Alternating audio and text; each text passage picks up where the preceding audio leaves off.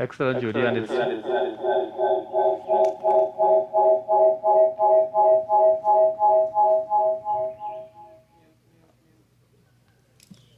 right.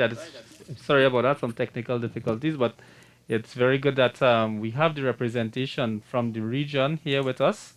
And we'll be taking you through the afternoon, looking at the different players, talking a bit about the game itself, talking about the course, and getting feedback from all the sponsors, and sharing information. And hopefully you'll be sharing your comments with us online through the comments on the YouTube channel. So make sure and subscribe. And just to get off the commentary here, we are actually looking down at hole number 18. And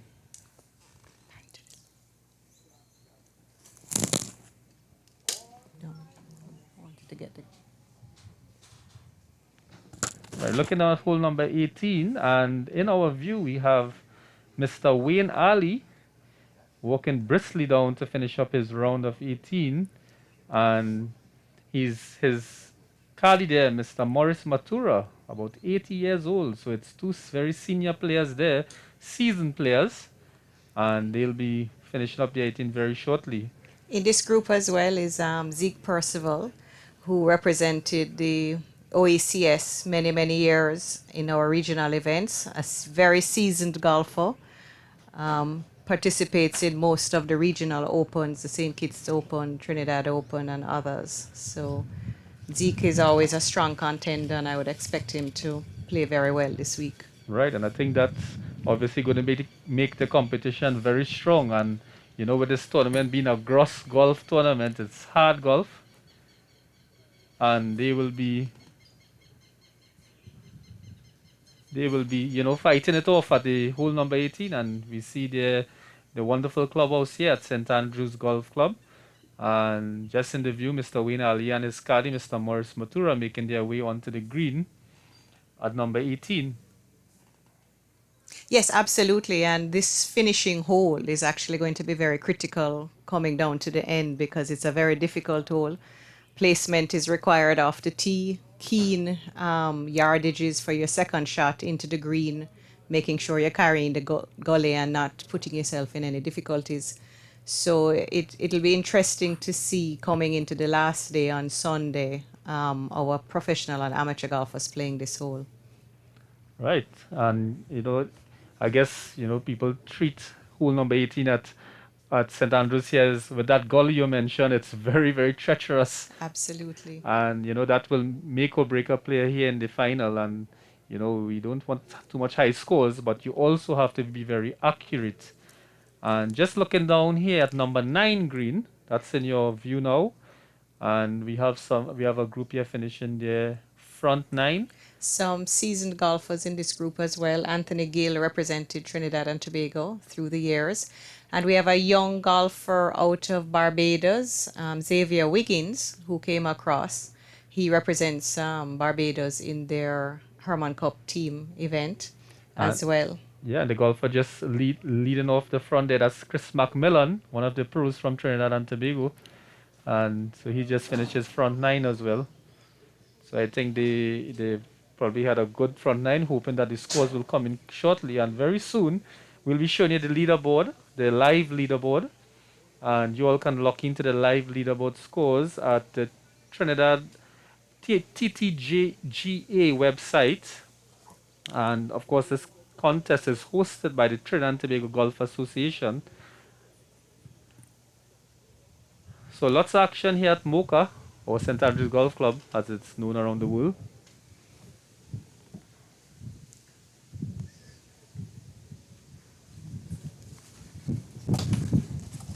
And we've been here in this wonderful scenic environment, and for the entire day it's a very strong gust of wind coming through the valley here at St. Andrews. So it probably, Jodi, do you think that's going to affect the play? Absolutely, especially on the back 9, which is so tight to begin with. And therefore, club selection is critical. And this wind, I was just on the back 9 walking, and it's actually swirling. So you get over the ball and you think it's going in one direction, and then by the time you're ready to hit, it's moving in another direction. And so it's really creating a lot of havoc on the back 9. So I think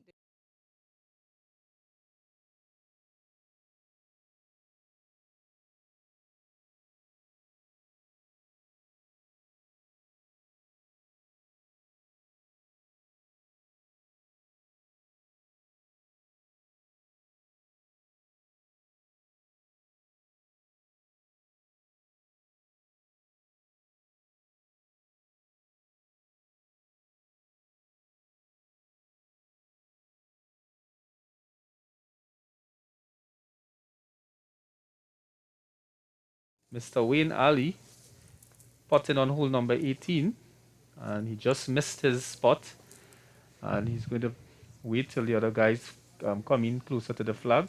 And what I've noticed too, Jody, is that on hole number 18, the flag is a bit deeper, closer to the back edge. And we've seen some players today hit just out of bounds and actually yes, had to hit over. yes. It's a very it's a type of pin placement that in golf we call a sucker pin, meaning you really have to be an idiot to go for that pin, because if you miss, it's really really bad. So I mean, approaching this hole, you play for middle of the green. You still have a makeable birdie putt going up the hill, which is what you want, because these greens are so fast coming down green, down the slope. So for good players, the wind is going a little bit right to left. Start it out on the right side. Let the wind carry it back. Play for the middle of the green. Take your 2 putts to your 4 and come off very happy. Yeah, I think it's very, very challenging. And Judy, you sound like you have a lot of experience with golf, so you've apparently been playing a while, have you? I've actually been playing, representing Jamaica from the age of 13. I will not reveal how old I am right now, but it has been quite a few years. So, So, and I've played Mocha a couple times in regional events, so I know how tricky this yeah, course can be, especially on the greens. very good. Yes, it's a very fast screen. Well, I bet next year you'll be playing in this Open too as well, right? Well, if they invite the ladies, or maybe I'll Oh, come down right. for the ladies' open, but Yeah, they I have a think separate ladies' open. yeah, I think there's a big push for ladies golf. Hopefully it'll be good. Yeah, actually the Royal and Ancient Golf Association is trying to push as many federations to promote women's golf, because they see there it's somewhat been a decline in the last few years. So we're hoping we can get it going more for the Caribbean. And there we saw a little animation from one of the golfers threatening to break his club. Yes, And after playing 18 holes of grueling golf, it's going to be tough. And the emotions must come out at some point. absolutely. And there we see Abs- the disappointment again. the Just frustration. Sometimes you wonder, why do you play this game? he raised his hands to the heaven, it looked like. So I'm just going to take you all back to a view. Oh, we have Mr. Ali finishing up his putt in here. And we can pan back maybe to see what group is coming down, number 18, Yeah. fairway. Oh, and he just missed that Just putt. missed that one. Hopefully he'll get it in this time with his stop. Very good. So he's in there, and I think that group is finished. And just to take you all Yes. back a bit about St. Andrew's Golf Club.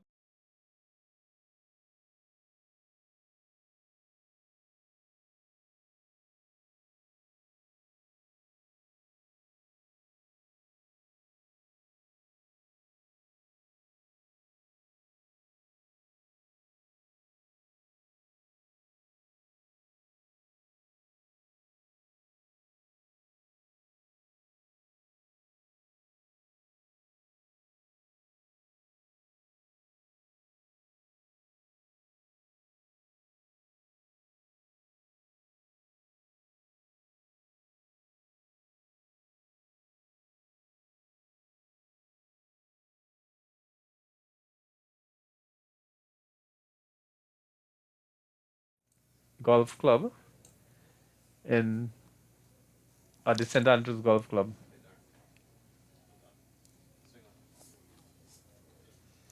So this is one of my Jamaican players, Dr. Mark Noonan. He plays for Jamaica, has played Herman Cup and over and Mid-Am. I think this is maybe his first Trinidad Open.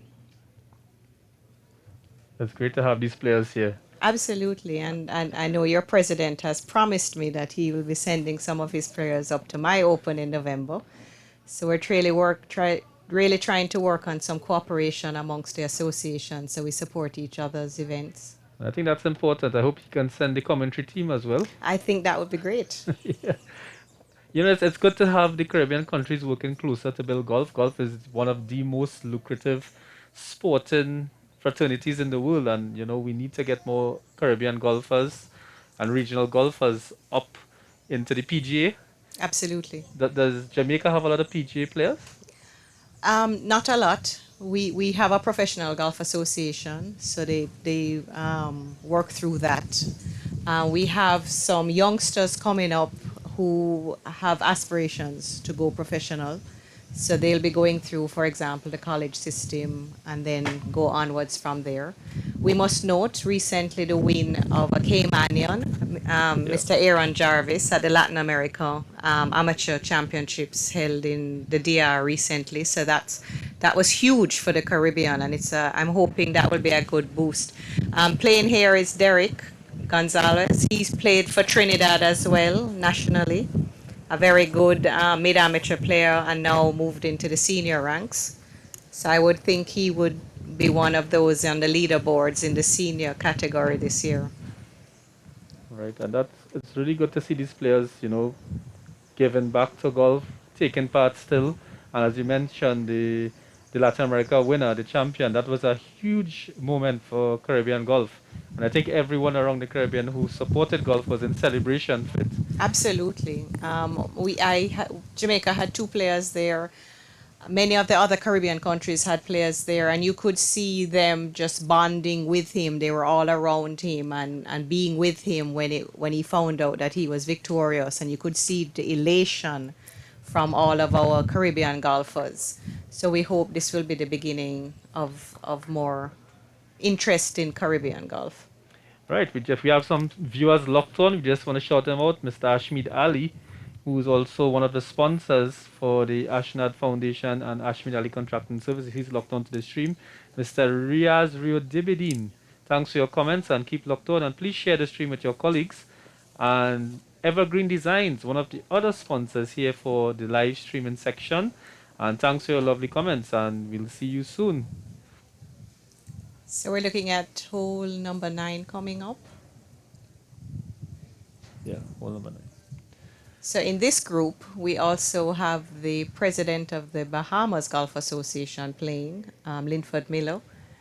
He's also a huge supporter of Caribbean golf, and I know he's interested in working on a lot of programs of cooperation and integration of our associations. So we're happy that Linford made the trip down. He also brought some of his guys from the Bahamas to come and play. So just one more step of all of our associations working with each other to promote golf in the Caribbean. It's really good to see that happening now, coming out of the pandemic. Golf hasn't really stopped during COVID, but, there were a lot of restrictions in place. And, you see a barrage of competitions taking place now. You see many, many youngsters getting involved. You see many older players still playing. In fact, on the course today, we have some players 80 plus years. Absolutely. And, that's excellent. So, out of the pandemic, it's really good to have that sort of participation. Because I can tell you, throughout the pandemic in Jamaica, the golfing still continued because, we were able to bring in our COVID policies, our COVID protocols. And of course, you're on the golf course, you're socially distant. It's a low risk sporting event. So it's something I tell everyone, all of those people who are unfortunately locked up in their homes during COVID, come and play golf. Yeah. And I think actually, I remember last year reading a statistic, there were 50 million more rounds of Absolutely. golf played in the US, and even right here in Trinidad and Tobago, many, many people got involved. And I think it was good. It was good for the game. It was good for people. And, people would have thought previously that golf was an elite sport, but now you have a lot more grassroots people playing. Absolutely. It's become a national sport. You have so many competitions. And culminating in events like this, a 4-day championship. So does the Jamaica Golf Association also have a 4-day championship? Our Open is actually a 3-day championship. We have a Pro-Am and then 3 days. It's mostly professional golfers. and we've now starting to see the amateur side grow. A lot of it has to do with the interest of the amateurs getting a lot of experience by playing with the professionals. And then you're also able to get world amateur ranking points. We could switch over to number 18 green and see those guys finishing up. I think Derek and Mark and John Henry finishing up at number 18.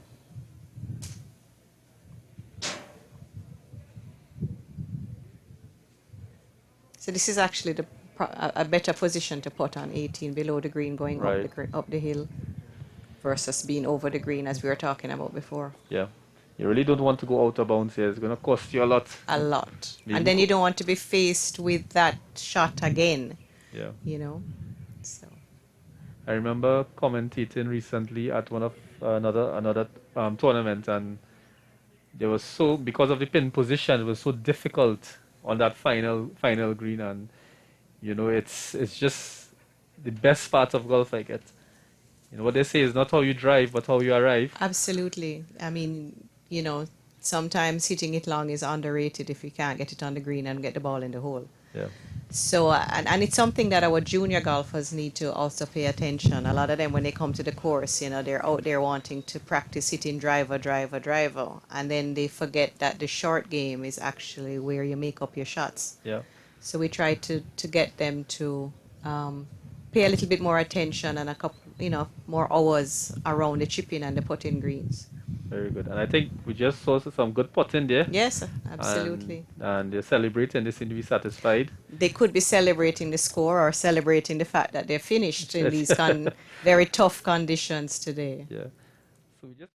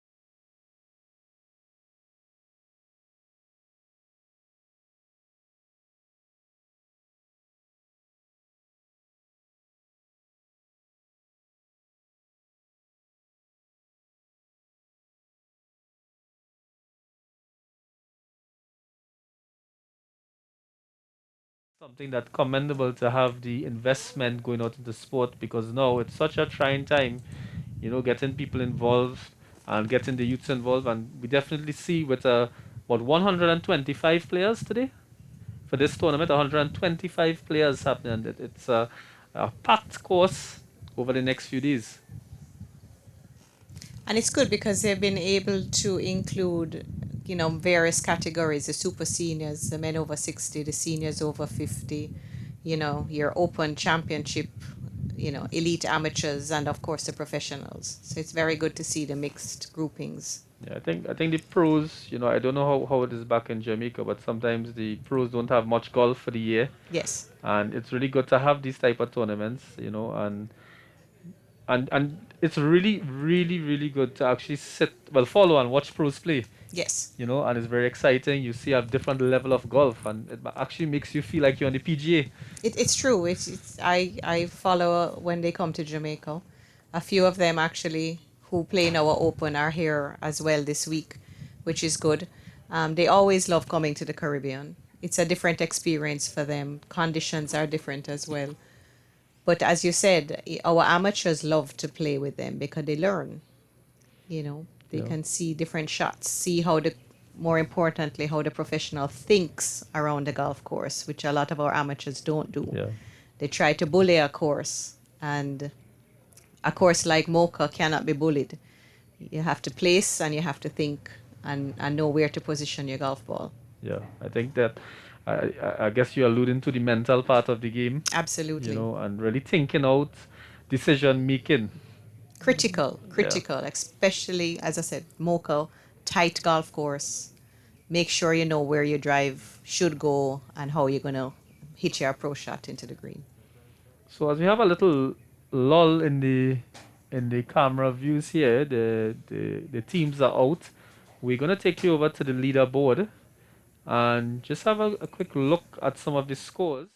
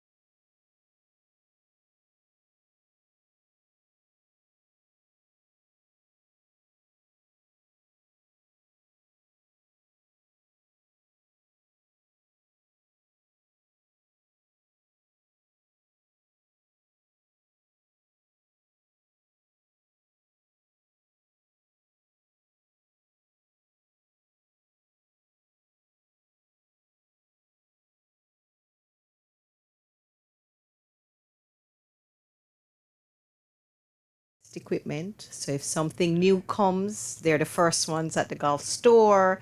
Oh my God, have you seen this new driver? And when I hit it in the store, 350 yards, and you know, they just go insane sometimes. I can't say I disagree with you, Judy. I totally understand where you're coming from, and even my comrades here in the commentary booth who are doing the live scoring, they are only laughing besides me. And I think they totally understand how this game is. But it really is a game that puts you in a different element. It really helps you relax. You enjoy the fitness part of it. And I always tell people, I mean, I myself am a cricket coach, but I always tell people golf is the best game you'll ever play. Absolutely. It's the hardest Yeah. because there's so many external factors that you can't control. You know, look at today. We started out with rain. Then we have the heavy winds, which affects the course conditions. Then the lie, where when you hit the ball in the middle of the fairway, you can end up with a bad lie. Not your fault, but that's just how it goes. So it's one of the hardest games you can play. It teaches you, I think, a lot of patience. And Yeah. this is something we try to let the juniors understand, that you have to be patient. And it also teaches you humility. Because if you're out there thinking you've mastered this game, I don't think anybody in the history of golf has mastered the game. You can be good, you can be great like a Tiger Woods, you can be great, but I don't think you can ever master the game. Yeah. I think it's all about just always trying to do better. Absolutely. And that is one thing in life, I guess. It's a journey. We enjoy the journey. And golf is a never ending journey. And that's a part of the addiction, because the better you get, you still seek to get even better. And so you put in the practice, you put in the rounds. So we have a group on number 9 coming in. Is that the group with Grell, Lindsay Grell, I believe? Not too sure. What, what's good about the putting here on these greens? We see most of the golfers taking their time. Yes. You know, they have to get the right balance, the right position, the right alignment to make sure that it really gets in or close as to the hole it can. And the greens at Mocha are rolling very quickly, I found, playing in the Pro-Am a couple of days ago, and I'm sure they're even faster now for the championships. Yes. So you need to make sure that you have proper pace on the putts so they don't get away from you. And that requires a lot of discipline, I think, and Absolutely. control. So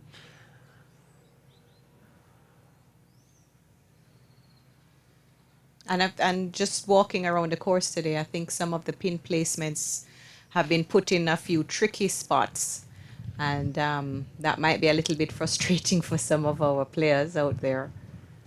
But it Yeah. also has to have you choose where you want to approach the shot into the green from. yeah, and I think for the biggest game of golf in a country, it has to be in the hard places. We can't put the the pin in easy places.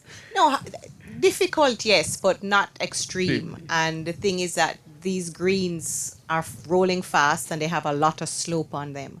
So you don't want to put it in a position that it's, even with the wind, the ball is affected. You have far more run out than you should because of the green, the hole being cut on a slope or something like that. Because it is extremely windy today and Yeah. it can affect the putts. Very true. I've just seen on the stream here, on the live stream, some comments from some fans that locked in. We want to just shout out Sasha Lal, mention about the scenery, the great scenery and weather. Looks like fun. Yes, it's very fun. Sasha, she's also a biology teacher. So at one of the Naprima Girls High School. I know the next name, Shamar Wilson. He's a Jamaican golfer now going to school up in Connecticut. He's played national golf Oh, for great. us. So See, he's locked on abroad. he's locked on abroad in Connecticut. So Shamar, hi, great to see you that you've come on board. And I see he's doing some commentary too, telling the Yes. players what to do. Yes. And we have here Susan Jairam. She says, I don't know one thing that's going on there, but it's soothing listening to the commentating. Thank you so much, Susan, on behalf of the broadcasting team. Thank you. Very good. And thanks for the encouragement. Oh, I see another Jamaican in the stream, Michael Boyd. He's one of our super seniors from Jamaica. So, Mikey, thank you for logging on. Spread the word in Jamaica. Get a few more of the Jamaicans on board for me, please. Yeah. And St. Andrews Golf Club Operations. Mr. Capia, hey, shout out there.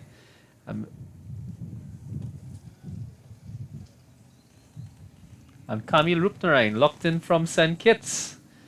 Camille, one of the hard-working members of the golfing fraternity in Trinidad and Tobago. Great to have you locked on, and always thanks for your support. There seems to be a little gap in the groups coming down from number 18. We're expecting to see the former president of the West Indies Cricket Board. I think he's coming down number 18 shortly, so we'll have to see how Mr. Dave is doing, or Prezi as we call him. Oh, and there is another of my Jamaicans. He's actually Bruce. Hi, Brucey. He's a member of our executive team. I'm happy that you've signed on. Thank you so much. Right, so just waiting for the golfers to come into view. We have some good cameras, but unfortunately we cannot zoom through the mountains. So we just have to be a bit patient. Yes, we can't capture all of the exciting golf that's going on right And now. we have here approaching the commentary booth Mr. Kalam Sukur, the PRO for the TTGA. He'll probably be joining us for some comments later on.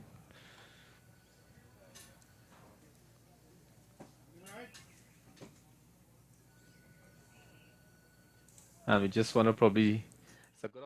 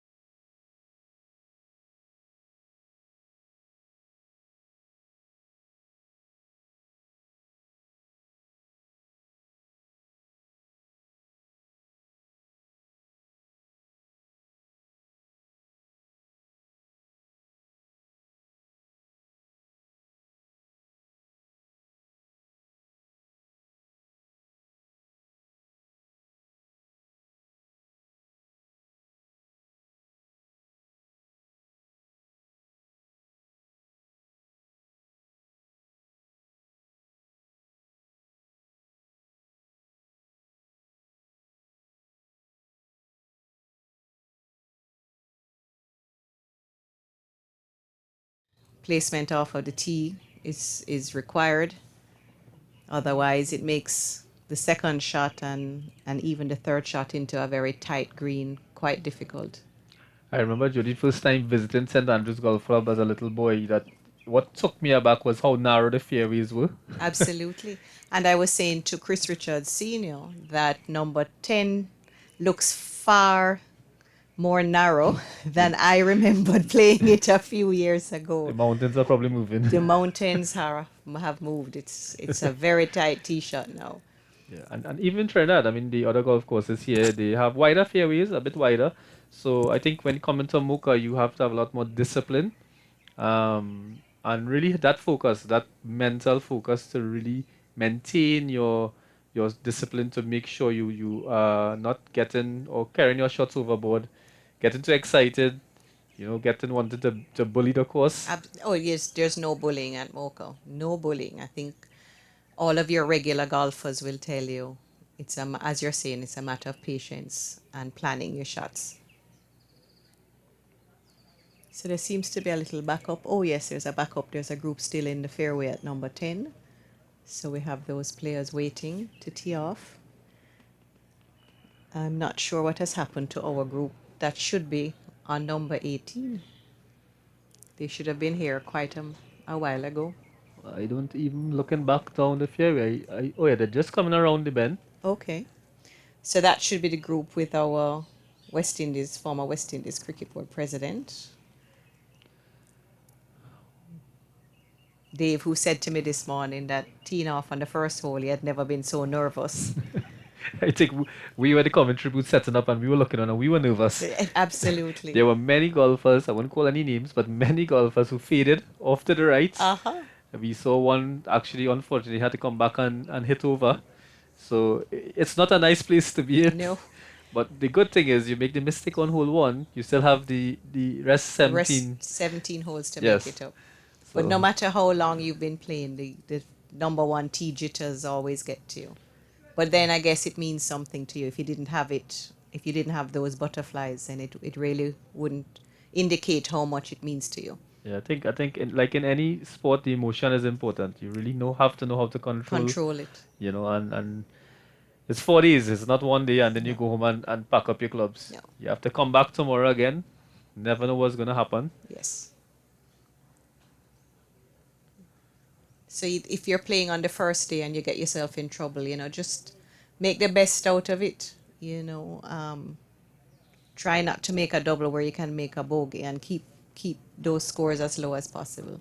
So we're going to number 18 now? Right. So we have it in our picture, one of the most renowned golfers in Trinidad, Mr. Devi Rajkumar. Yes. And he's been escorted by one of the rules officials. I think she's from Puerto Rico, I believe. Oh, yes, Christine in the cart, yes. Yeah, so one of very, very professional and very knowledgeable rules official out of Puerto Rico. So they probably have a little discussion or a ruling to make. That's why they're discussing, and that's Mr. Devi Rajkumar. Yes, national player for many, many years, well known in Trinidad golf. Mm-hmm. And he's been playing at Point Bay Golf Club. That's his home course, and also he knows the secrets of the course at Point Bay. He's in charge of the grounds down there. Okay. So he would place the pin positions. So he's a good guy to know. Well, it's good to ask him about a couple of positions I saw out on the back nine today to see if it was his course, if he would have put the pins in those locations. So I think he unfortunately might be in the bunker off the tee, which makes the second shot into number 18 green a little bit more difficult. So we're probably just about... I can't see for sure. 80 yards away from the green, I believe. A little, maybe about 120, because I can see the 100-yard marker from here. Yeah. So maybe about 120.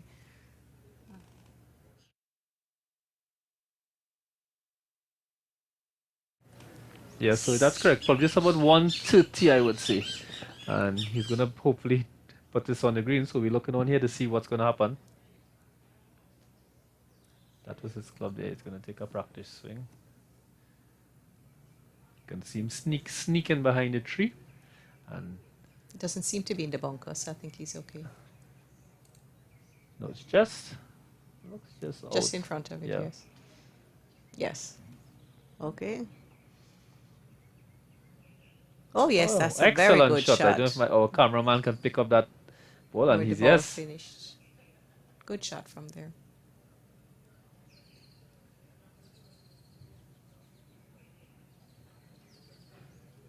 And it did land on the green. Now Yes, that's it the ball seemed, just to the yes, just left. to the left of the pin. Ran out a little Yeah. bit, but still a good play. Yeah, and the greens are fast, so you expect that. Yes, And but nevertheless, being on the green is the first challenge. absolutely. Get onto the green. And then you can deal with the putting after that.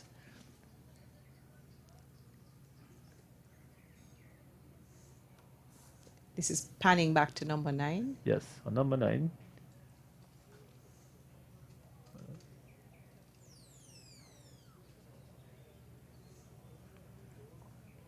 I think this might be the last group in the championship flight, Okay. by the looks of it. Because after that would be, I think, our super senior groups coming in. Yes, actually, I recognize one of the youngsters there, Yes. Mr. Aidan Ali. He's Yes. just out of the frame. He'll be coming into the frame shortly, but he's just on the edge of the green with a wedge shot. And we'll see him shortly. Well played. Look at that shot. Well played. From his Excellent shot. location. Excellent shot from Mr. Aidan Ali there. And probably just a couple of feet away from the pin. And again, being able to control that speed, Jodi, is very, very tricky. And So this is the last group in the championship flight, championship and professional flight. I think all of these, however, are from the championship flight. And I'm seeing a name that's familiar to me, but I don't know this person, Lindsay Grell. The Grell family Yeah. are well known for golfing in Jamaica. Right. So I'm figuring he's coming from the same lineage. okay. Yeah, I think once you involve in golf, you tend to pass it on to, Absolutely. to others in the family. Also, we have the president of West Indies Cricket Board. His ball is there to play his shot. Not sure if he's playing his second or his third shot. Oh, this is a gentleman who I believe has originated from the Congo and is here playing with us, which I think is absolutely fantastic. Mr. Puti. Mr. Puti, well, Yes. that's great. So welcome him. Yeah, welcome Mr. Puti to Trinidad and Tobago. Yes. So here is, yes, that is President Prezi coming to play his shot.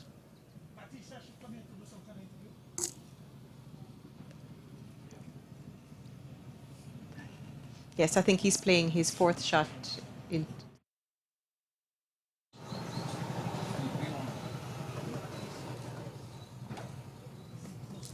So come Dave, let's get a good shot, get it close as possible. Try to make your par.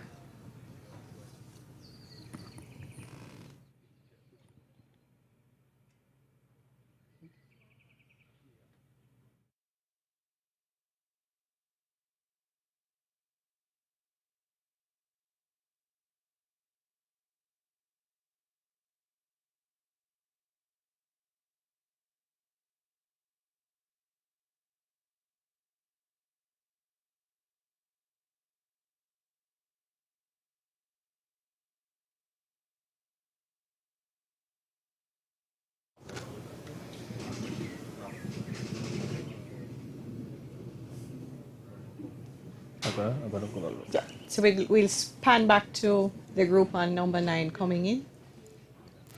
Final group in our championship division. So they still have the back 9 to play here at St. Andrews. Yes, but it seems that the wind has Died down a bit. died down a little bit, so they might be advantageous to them. Do you think it'll be easier out there, Jodi? It seems to be a little bit cooler now. A little bit cooler, less wind. The wind is a critical thing. So if they have less wind going into that back 9, I think they will all be very happy about that.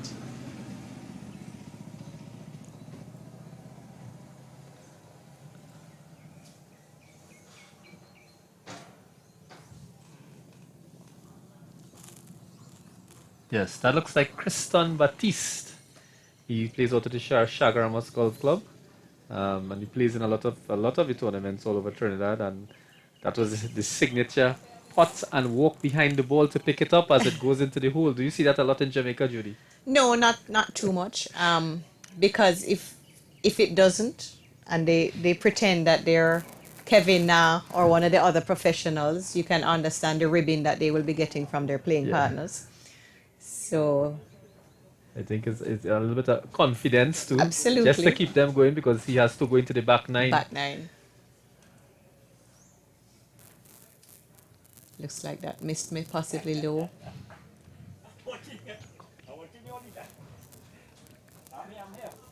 Unfortunately, Aiden missed that par putt. Possibly a bogey coming on to finish 9.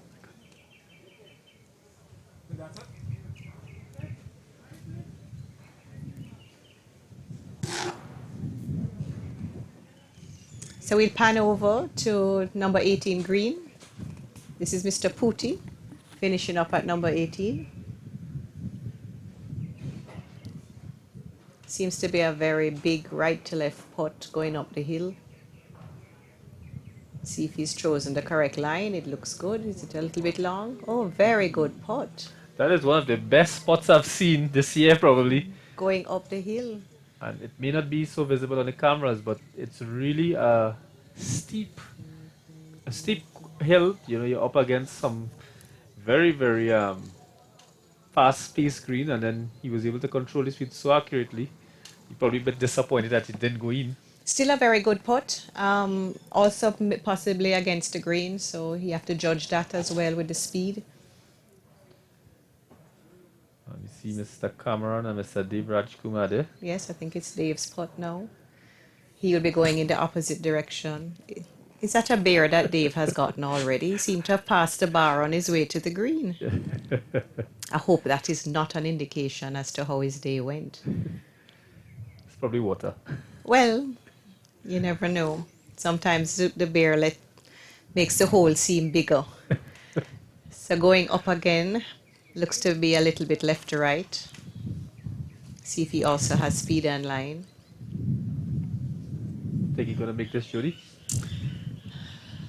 It's a difficult putt because of the hill, Yeah. the influence of the slope, and making sure you have it high enough. But it's for birdie, we believe, so I think he will give it a good go.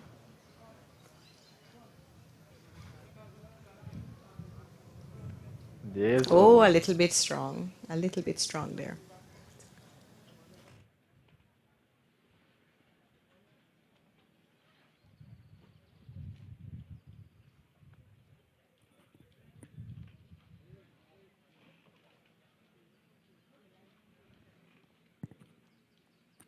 So they're going to be finishing up their putt here on hole number 18. And I think this is where the real battle is for this competition. After playing those 18 holes, you really have to pull everything together and make sure that this finishes to cut as much strokes off this hole. And, you know, after finishing this hole, you see the concentration on the faces of the players. Really, really wanted to finish strong. Obviously, this green is right off the clubhouse, so you have spectators. And you really want to give a good show in here. Let's see, Dave, did you get it? Oh, a little bit short going up the hill. Probably that hole is on a bit of a hill, so it's making it difficult. Can't hit too strong, can't hit too soft. Which is why, going back to Mr. Pooty's putt, how good it was. Yeah. With a big right to left break.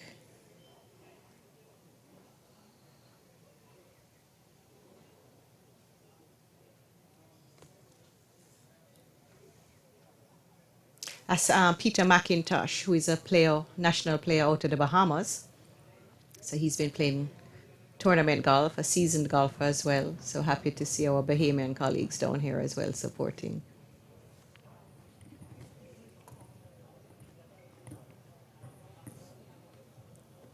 So Jodi, have you played golf in Bahamas as well? Yes, I have.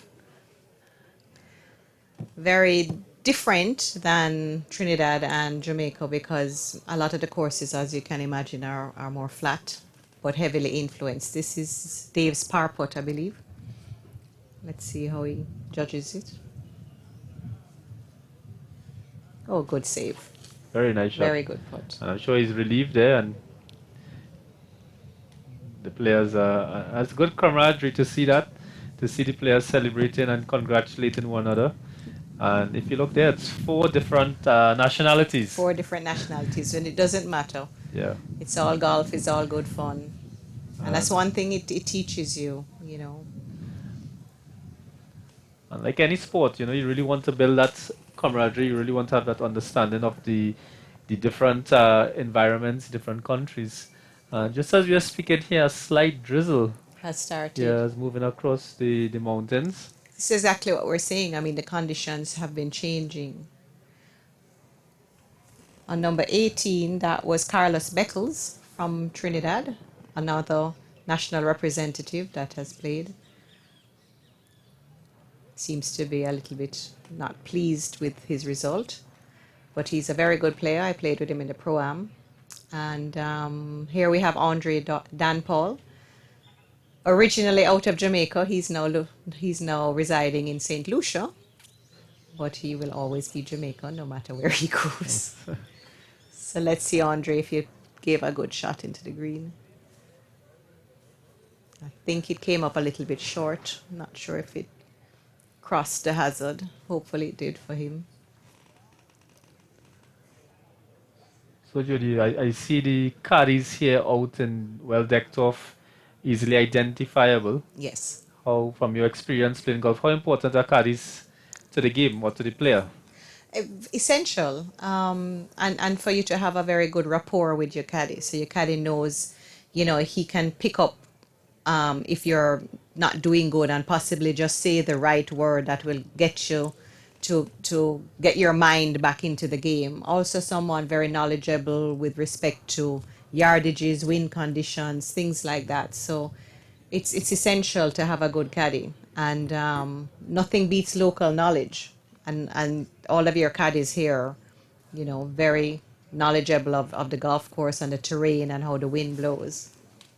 So we have a group now on number 9. I believe this is our first super senior group who have just completed their first 9. We're only seeing one participant here, though. We have to There were try two. to I think figure the out other where guy, he's other behind. has finished already. Yeah, I think he either to the right of the green or just finished. Okay. Might see him come into. Oh, there's the ball coming into camera view now. There he goes. Oh, so yes.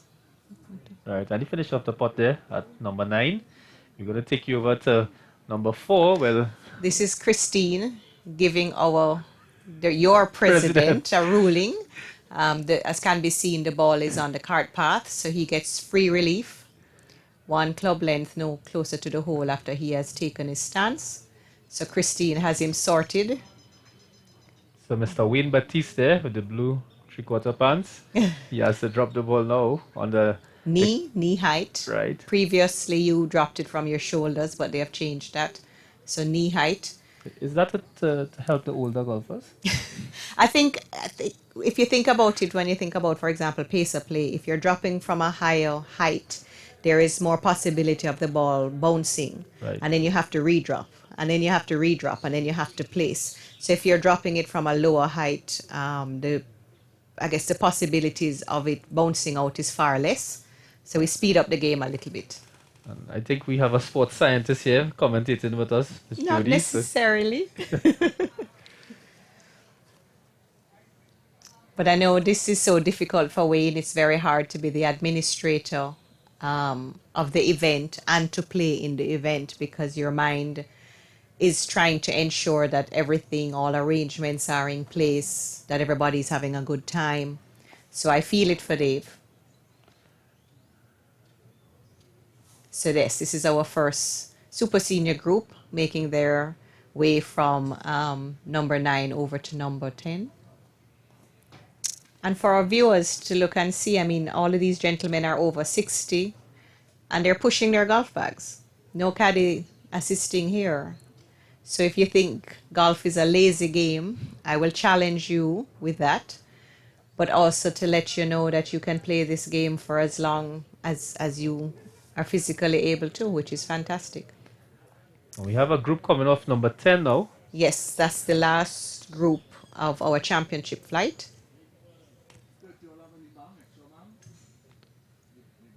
Leaning a little bit after that tee shot, possibly a little right of target.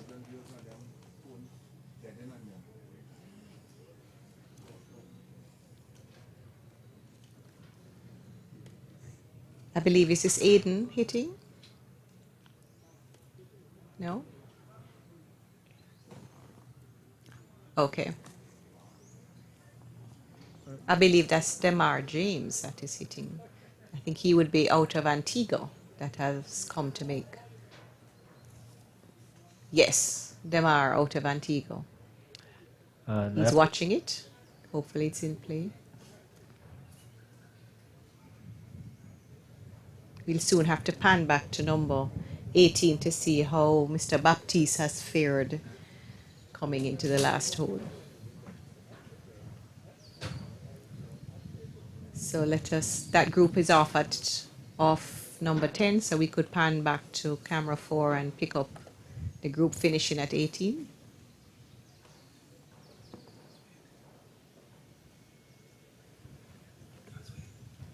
Oh, I see a ball on the green. Mr. Baptiste made a good shot.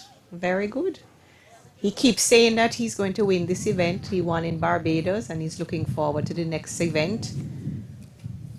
I believe the next event for him will be the St. Kitts Open coming up. And here is our Trinidad president. Not sure who he's having a discussion with right now.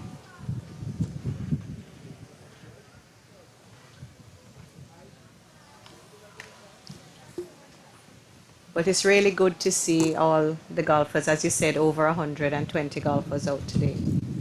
Yeah, we see the wind gust picking up very strong again. That's the thing, the conditions are changing so quickly that it's difficult sometimes to get yourself in a proper rhythm because you're used to a particular condition and then it changes on you and you have to readjust. So I think hopefully the rain will stay away so they won't have to deal with both this wind as well as the rain. Well, I'm hoping we don't get blown away. It's feeling that way now, isn't it? And you all can see the national flag there of Trinidad and Tobago. It's very gusty here right now. But again, it adds to the challenge on the course. Not that they need any more, but yes, it does. So we'll see this group with Carlos Beckles. I think he's about to play his shot out of the left-hand bunker to the green.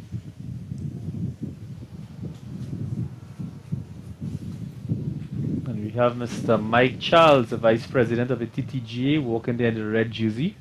He'll be joining us in the commentary booth later on to give his comments on the tournament. And we're going to take you back over to number 18 green now.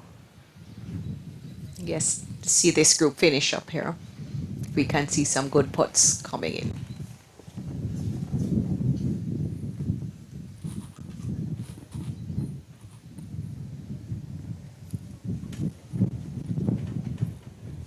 So this would be Mr. Satram putting first. Up the hill again, big right to left break. Similar to position to where Mr. Putti was. Absolutely. Let's see if he can replicate that. High up on the hill, breaking left, back to the hole.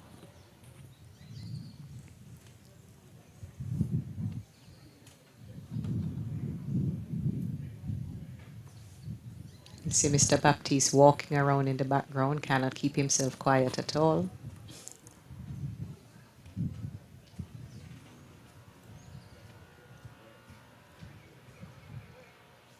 Up the hill, coming down now towards the hole. A little speedy, but a good effort made. Yeah, I think you really just need to get up the hill. Absolutely. Don't have to stop there. And here we have Andre. I would figure a similar type of line, just a shorter putt. Breaking heavily from right to left back to the hole.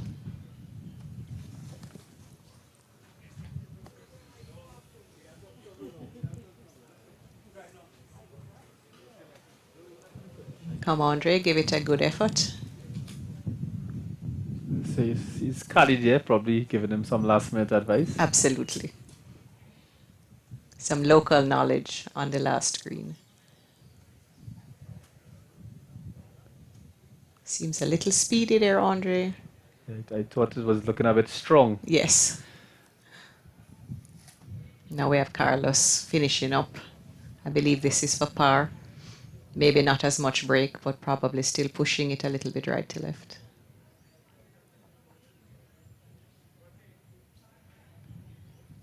A little low of target, but well done. And here we have Mr. Baptiste now. Let us see if he's the one that has chosen the correct line and speed.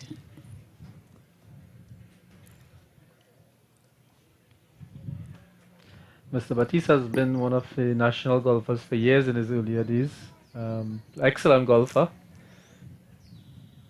Oh, a little strong there, Wayne. Good attempt. Quite animated. Yeah, I think that, again, those emotions come out on hole number 18. Well, knowing Wayne, I'm wondering whether that one cost him.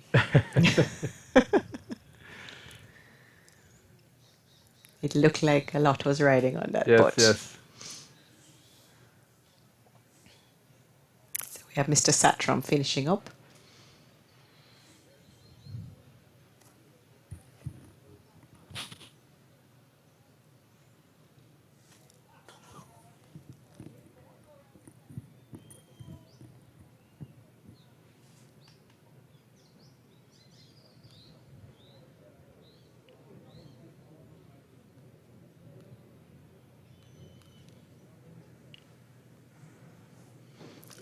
Possibly a little bit downhill left to right. A little low and speedy again. That's the thing with these putts, even if you have a short putt on these greens, because of the speed and the influence of slope and grain, it's not a guarantee. You have to take your time over those putts. Do you think the green conditions are going to change over the next 4 days? Depending on the weather. If you get more sun and wind, the greens have a tendency where they'll dry out. So they'll get faster. And I'm not sure the players would go for that because they're already rolling at a good pace right now. Yeah. And then, as I said before, that would also affect the hole placements. Because if they're rolling at extreme levels, you have to be careful where you place them on the slopes.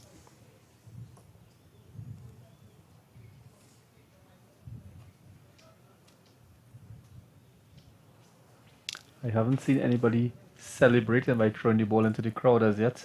Is that Maybe on the last day. Probably, yeah. When everyone is finished and relieved and you have your winners, you may see a little bit more elation. So we're going to pan back now to number 9. Yeah.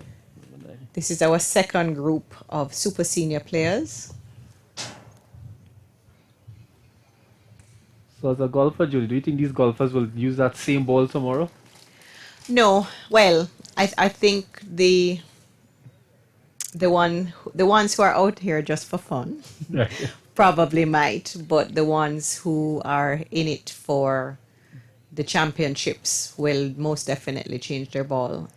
You may even find during the round of golf where they have changed their ball more than once.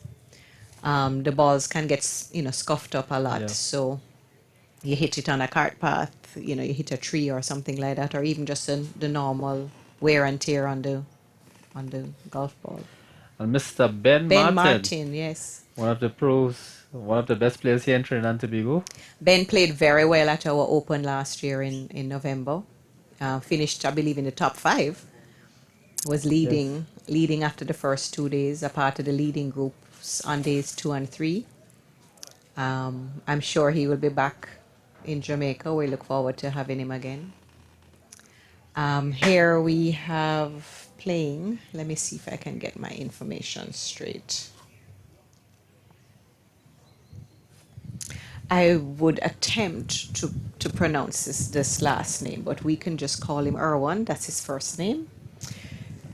Another professional playing his second shot into the green, I believe.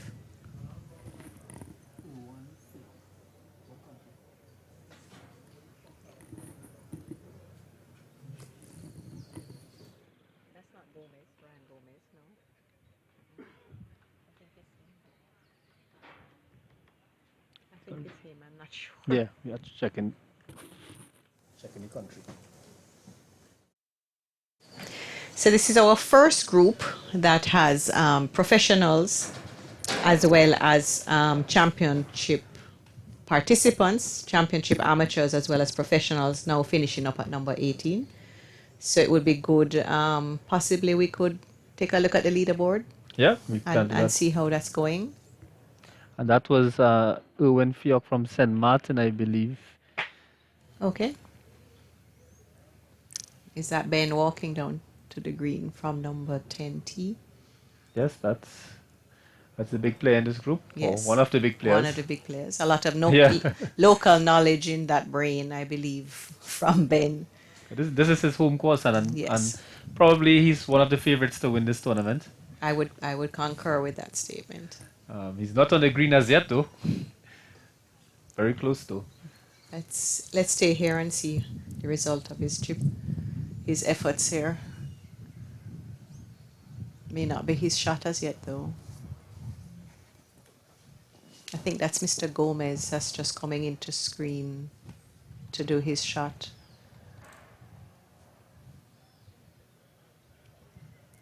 So we'll keep it on number 18 for a little bit and see the results of these chip shots into the green.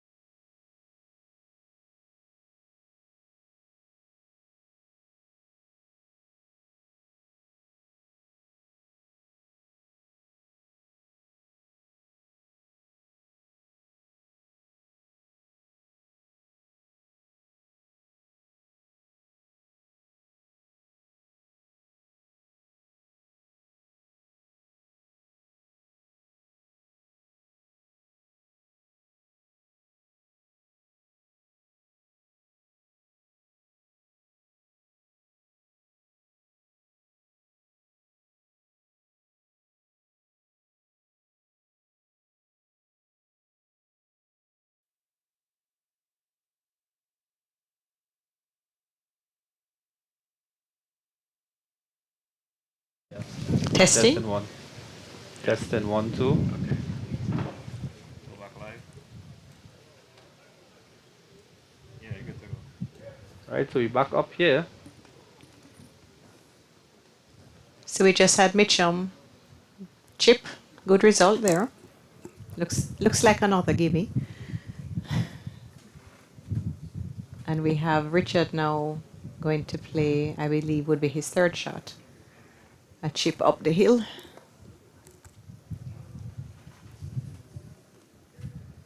And then the third member of the group, Tallinn, on the left side of the screen, I believe. Yeah, it's Tallinn Argentina, one of the young golfers, young pro golfers in Trinidad. Very skillful left-handed player as well. Yes, I recall seeing Tallinn playing from juniors into seniors, and now happy to see him out as a professional. Yeah, and I think he was away for a bit and he came back recently and really working hard at his game. Excellent. And he's very supported by his parents as well, which makes a big difference. Yes, they can't succeed without that support. A very good shot there. Very Didn't go good past. chip up the hill there. Excellent, excellent job.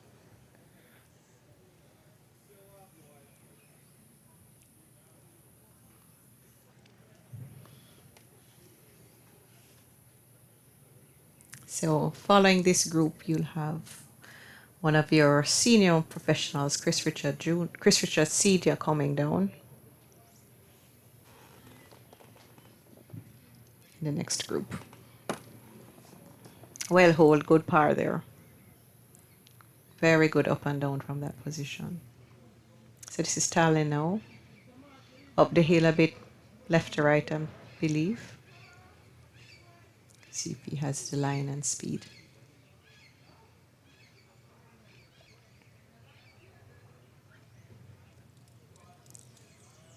Oh, just well out. done, just missed.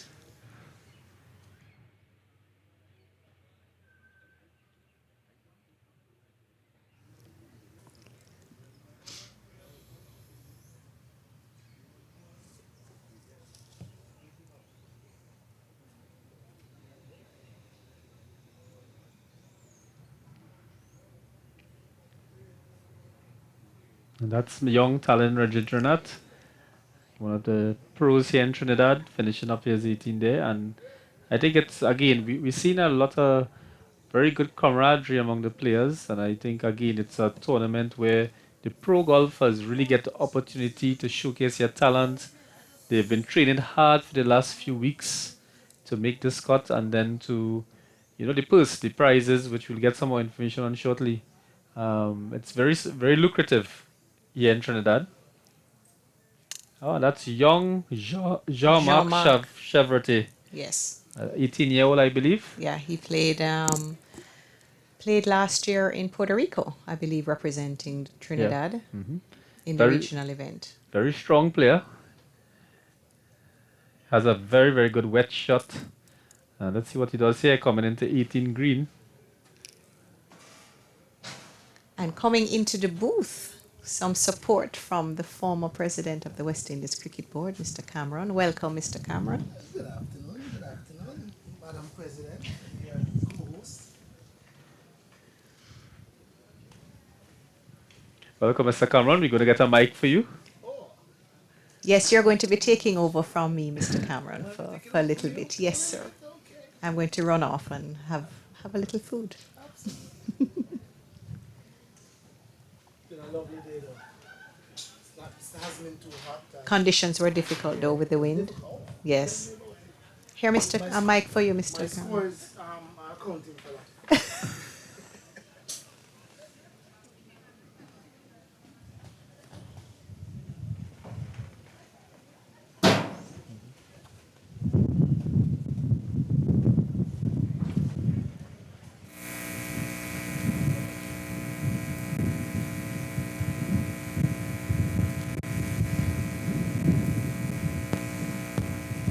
Good afternoon.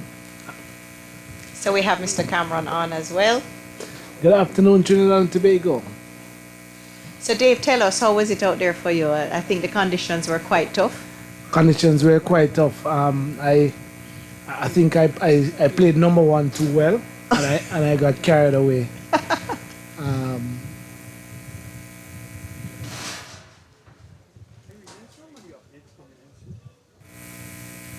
We're having a little feedback, but listeners, bear with us while we sort it out. But it's good to have you here, Dave, you know, as a player where you can, you know, let the listeners understand, you know, just how difficult the conditions were today, because I was just walking and the wind seemed to be very tricky, especially going up the back nine. It was extremely difficult. I played here 2 days before this, and the wind was nothing like what we saw today. The greens, obviously, is a defense to this course. I three-putted a couple of them. Out of position, possibly, or just out of position, and just judging, being tentative. Judging the, yes, yeah. Just being tentative. So on 18, Dave, I'm sure you recognize Chris Richards Sr. there in the middle of the fairway. I think he has, as usual, a familiar place. I think he has played his second shot already. I'm not sure.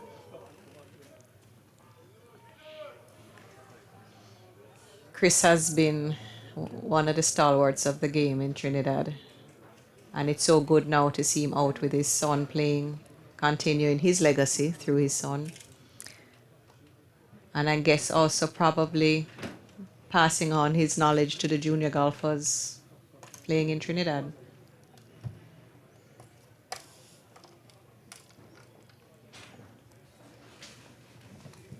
So we'll follow them down number 18. How difficult second shot into 18 with the wind condition? Well, I was playing a third shot. Okay. My apologies. My apologies, which was Mr. just Cameron. a little chip, and I missed the putt for par. So, no, I had a bad tee shot into the right side. Oh, into the tree so I had to line. chip So you out, just play, yeah. But you know, again, it's swirling wind. Eh? Yes. So that's part of the challenge. It's not Yes. just downwind or into you. It's swirling. On number 17, I thought a very good drive down the bottom. When we teed off, the wind was coming into us. By the time we got down there, I had 135, and I said, all right, pitching wedge. The pitching wedge flew. The wind changed. The wind changed, and Yeah. I was now going downwind. You know, so. Yeah, I was saying that to them on the back nine, that you picked up, you know, tested the wind, it was with you, and then by the time you got over the ball, it switched. So it was very hard to judge, and the back nine layout is so tight to begin with that the wind conditions only make it much harder. Which is interesting. I mean, I played the back nine best today. I just kind of woke up on the back nine and decided I was going to play some golf. Apart from tripling 13. Yeah. It was a solid back nine. I think it's just difficult conditions for everyone, so you just don't want to take yourself out of the tournament on the first day. I hope so. I shot 1 over today. Okay. 1 over 90. So 1 over Buccaneer par. 1 over Buccaneer par. Our Jamaican listeners will know when we say 1 over Buccaneer par. But So it's still 3 days to go. I'm writing it. 3 days to go. 3 days to go. No, but I just like to say the hospitality of the TTGA has been very, very well. I enjoyed the program. And so far, everything has been going very, very well. I would have to concur with you.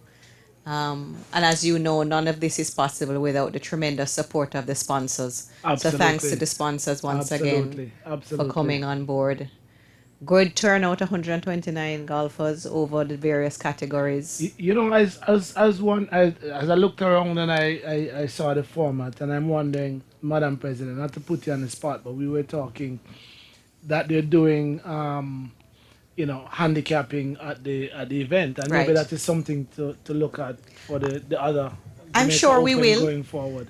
I'm sure we'll. 'Cause And that's what brought out more of the regular golfers. Absolutely. If you want to call it that way. But as you know, with our Open, the big difference is that we have such a large pro section. So we have to then monitor how many other golfers we can allow You can to afford, play. yeah, because of the Because of the field. numbers, Yeah, yes. yeah. But definitely, you also think, maybe when we're doing our amateur championships, that also be promoted more, widened more, Yeah. and get more than just the elite players, having more of the handicap flights involved as well. So Yeah. that's another possibility. Absolutely. It was so good. I was just saying it was so good seeing the amount of super senior golfers out walking and pushing their bags. Yes, yes, You know, yes, yes. it's great to see that. And some riding on their little cars. Absolutely. Nothing wrong with that. If you've gotten to that age, it is a part of No, what. the good thing is that they're out here playing. Yes. Um, And it that shows is that you key. can play up to whatever age. The age is not the factor. It's That's correct. how physically, Able you are. to move around. Absolutely. So, Mr. Cameron, I am turning over to you. I will leave the broadcasting booth now. I'm going to turn it over to you and my other colleagues.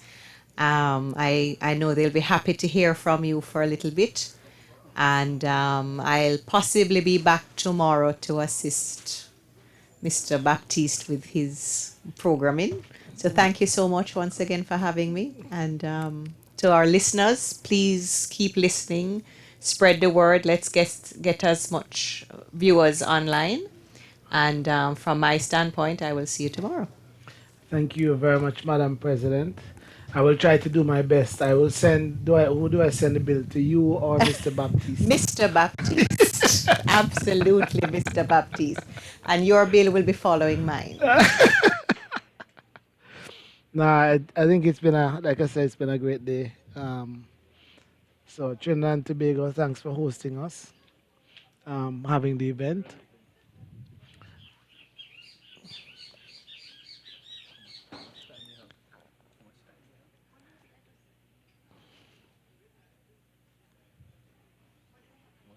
I mean,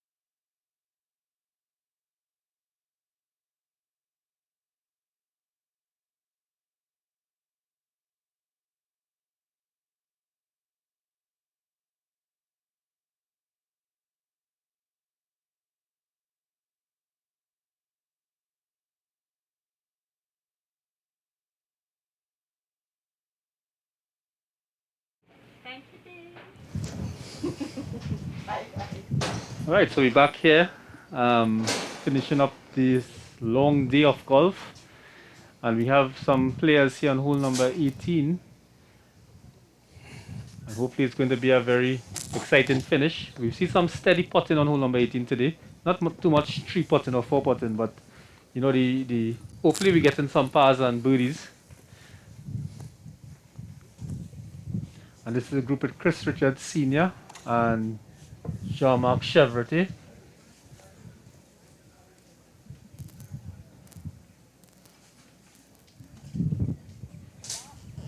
Yep.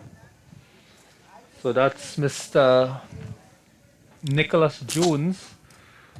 Will be trying to get that ball hold and very good just putt. does that.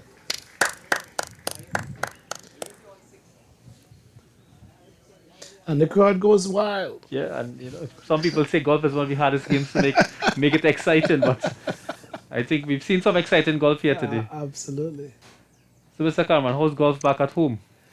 It's not bad, with the pandemic, golf has somehow picked up because everybody, the normal activities has been shut down, and so usual boating and all Yeah. these things, and people gravitated to golf. So in the last 2 years, we've seen an uptick in golf. Now that we're open again, some things may change, but we've had a good 2 years thanks to the pandemic Yeah. in a kind of weird way. So we're just now trying to find, as the president said, find ways to get more persons involved. The higher handicap to see for people to come and play for fun. Not everybody wants to compete in the open and Yeah. that kind of thing. So we need to find ways to make it exciting for the weekend golfers to come out and have fun. And I think here in Trinidad we have so many weekend tournaments, so many charity tournaments, and as you said, it was no different here in Trinidad. We picked up so many new golfers coming in during the pandemic. I mean, it was a really treacherous time, but nevertheless there were some positives coming out of it.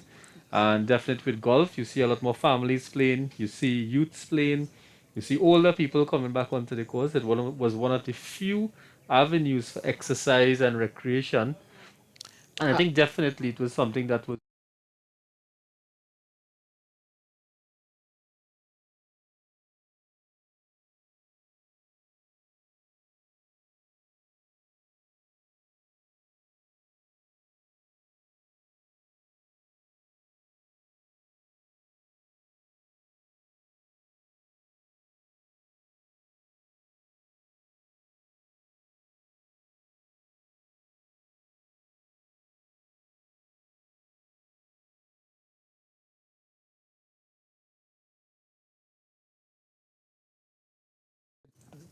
caught up in administration, but yeah, I'll help wherever I can.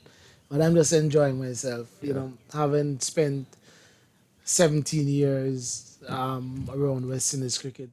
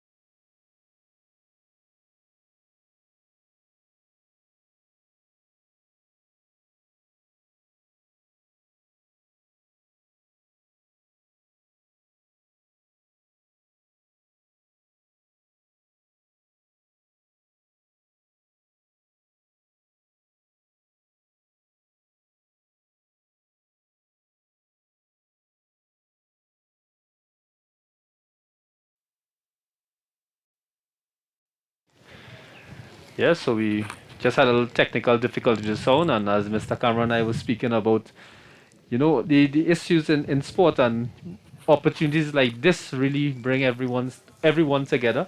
It gives us the opportunity to share experiences, learn from one another what we've been doing in different countries. And it's funny though, about in 1999 or 20 something years ago, I used to play cricket for the Vice Chancellor team, Really? and I toured Jamaica.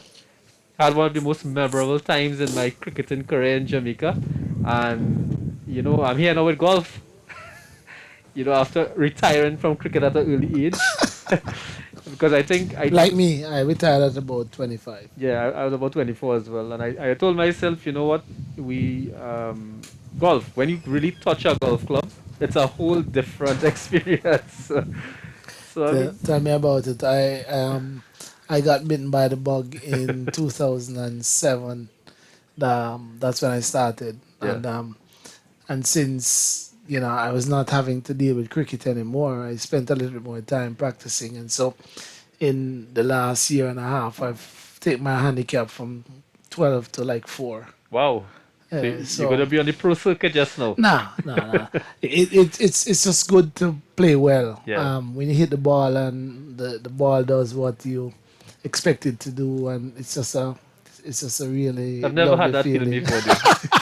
But I see it and I enjoy looking at it, and that's why I'm in the commentary booth and not out there. Oh god. Yeah. So it's really good. And It's really good. and today of number one, I was like, you know, seems as if I'm gonna have a good day today, but it was not to be. Very good. Oh, We'll be back again tomorrow. I told people looking out here at the commentary booth, there were a couple of players. There was actually one player who had to come back To VT. to Riti, and I was a bit disappointed, but I knew that was probably his last bad shot for the day, and he had the other 17 holes to make up. So hopefully it worked in his favor. I hope so. My first tee was too good, Is there anything like a too good tea? but So just looking around the course now, there's a bit of lag with the players coming in, and well, coming down to the evening time, the players are a bit more tired. They're probably just taking their time. They don't have to rush too much, so they will put a little more effort into the game. And as you all can see, the live leaderboard is up. You all can view the scores for the day, and we have representatives from many countries. And Mr. Cameron did mention that bug, that golf bug, and we saw that golf bug bit Darren Sammy a couple years ago, and now he's here in Trinidad playing the Open. So we're just gonna bring up the comments here. I don't know if there may be people who may be. Let's see. We have some comments here from FTT Productions.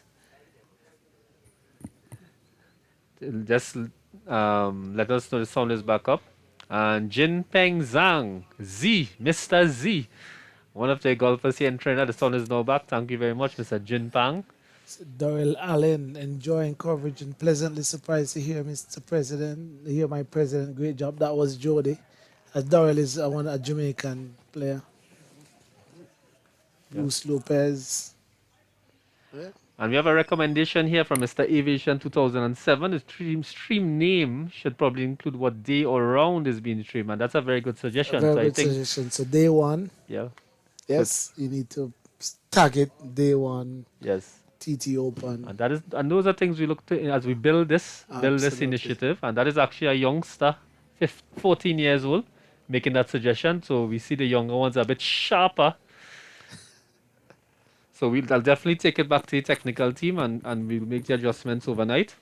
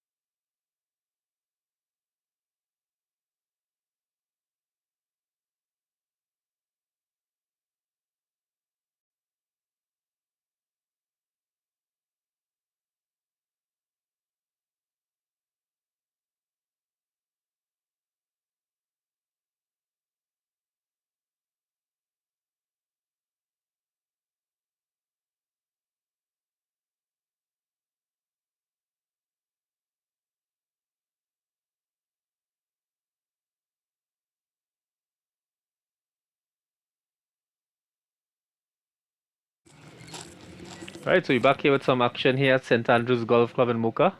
And we have Mr. Shane Costello, the former captain, or the captain of the Trinidad and Tobago national golf team. Back in, well, last year he was at the helm of the national team as captain. He'll be coming into number 18 green now with the shot. Let's see what he does. And I think it's a bit of a cautious shot, just playing it just in front of the commentary booth before the gully.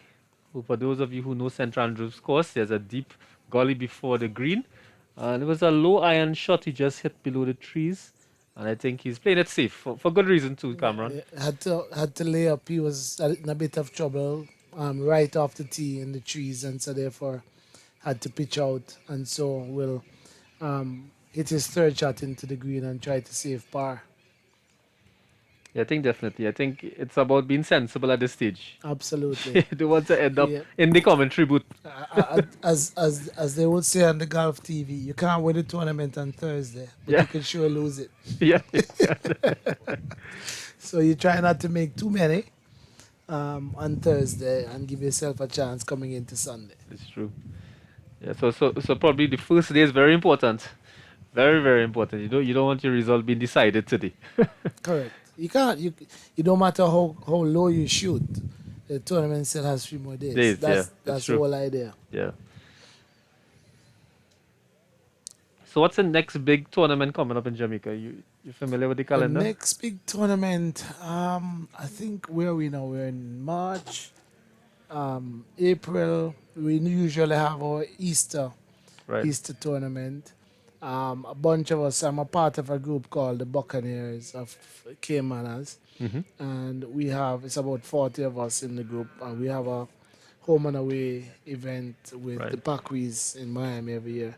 So in April we travel to Miami to play that event. So a bunch of us will go on for about 2 weekends, right? And then the Easter tournament right after that. I think the Classic in Damrep is where everybody will be heading to in late April. And so I think that's a big event on the calendar in the region. So I don't think they'll be having a lot of events as a result of that. And then May, June, we're going to have our national amateur championships. I'm actually the defending senior champion in Jamaica. Oh, congratulations. I didn't know I have a really good golfer here next to us in the commentary booth. So. Yes, I have to defend my title this year in May, June. That's excellent. And do you all see many senior players playing golf in Jamaica and super seniors? Actually, I was saying to somebody earlier that is the majority of our golfers, unfortunately. So our super senior and senior is the majority of the golfers. We do not have enough younger players. And I think it's work and time commitment and school and whatever. So hopefully we'll be able to change that sometime coming down the stretch. Yeah. I think that's a common thing across in Trinidad too. You have juniors being exposed. You have a lot of kiddies programs, but you need a lot more in that adolescent teenage bracket. Yes, that is what the elite juniors, if you want to say. And here we have now Mr. Wesley Brown, one of our very good pros from out of Jamaica, about to hit his second shot into number 18. Looks a good swing though.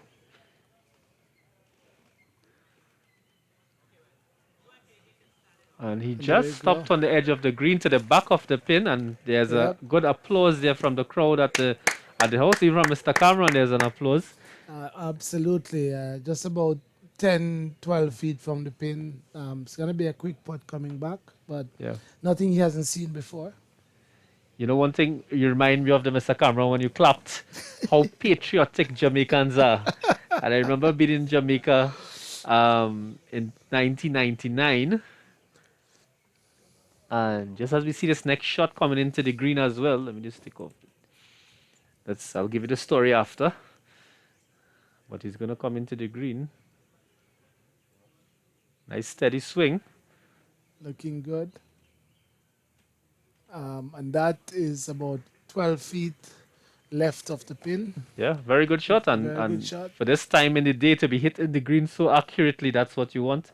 Absolutely. Finish strongly. Well, now these are the pros, Yeah. not pro Vs. These are the professional. These guys do it for a living, Yeah. most of them. So we would expect them to be doing just as good as they come in. And to Mr. Shane Costello.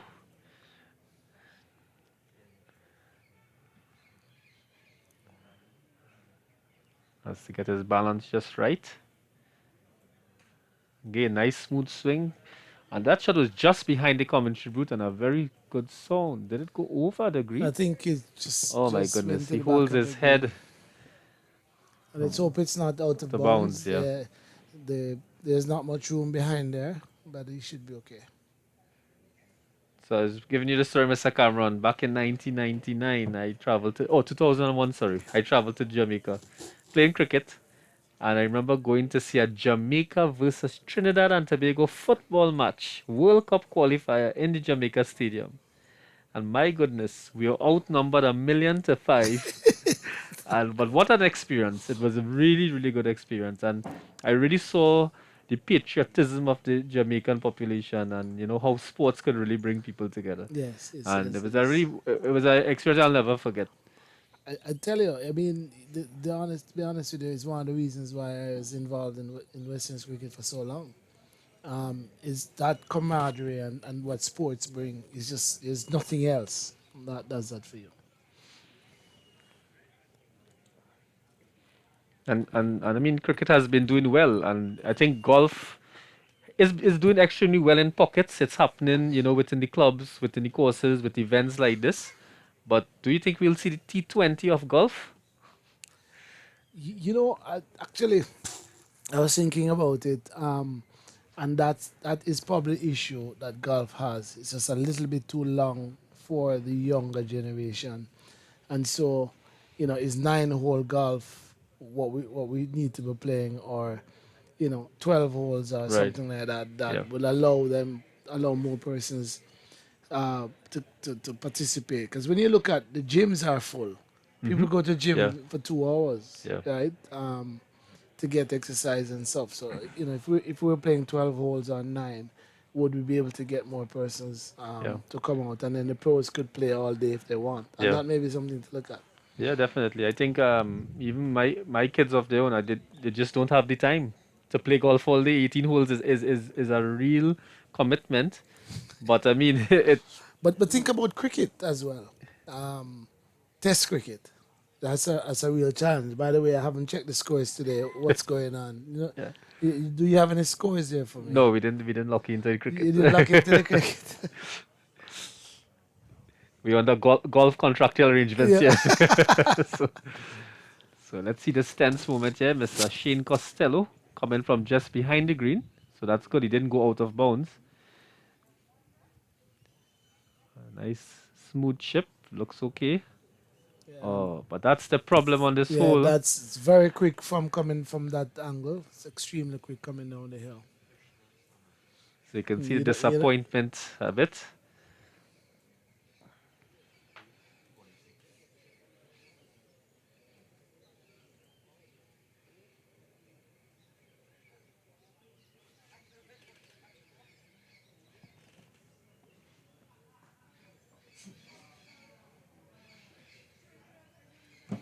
And we have Mr. Donald Williams, he came in a bit late this morning. He's playing with the pros in this group.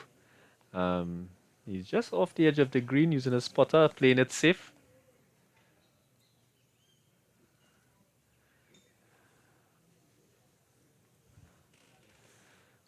Well, I just saw the good news. England 141 for 9. Go West Indies.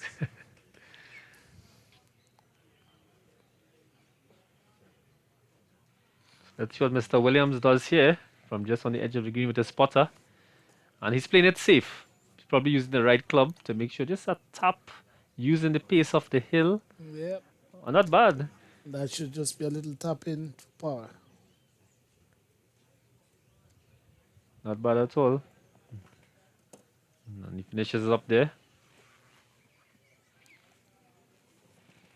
And after this group, we probably just have about a couple more that will be coming in.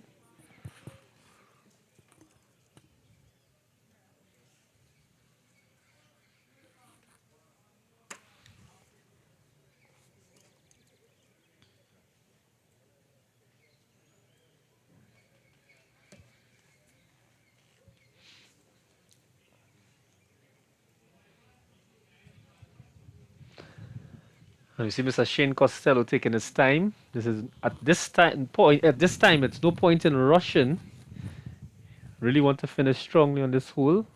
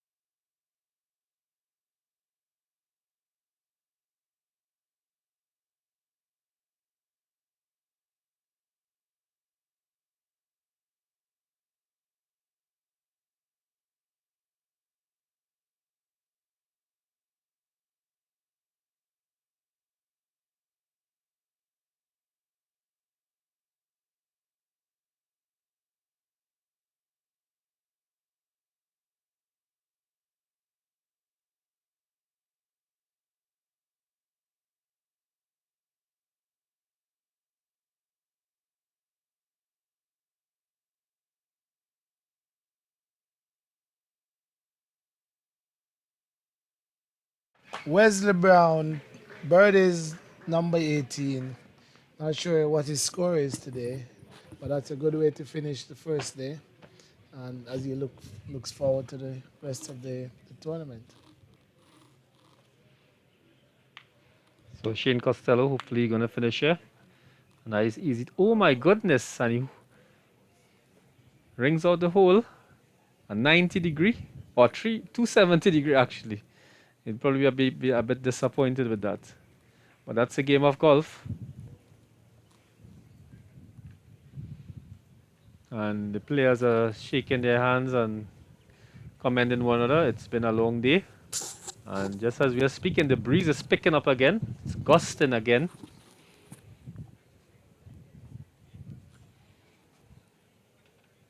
As we can see here, our sponsor flags. And a view of the clubhouse and the players finishing number 18. Yeah. And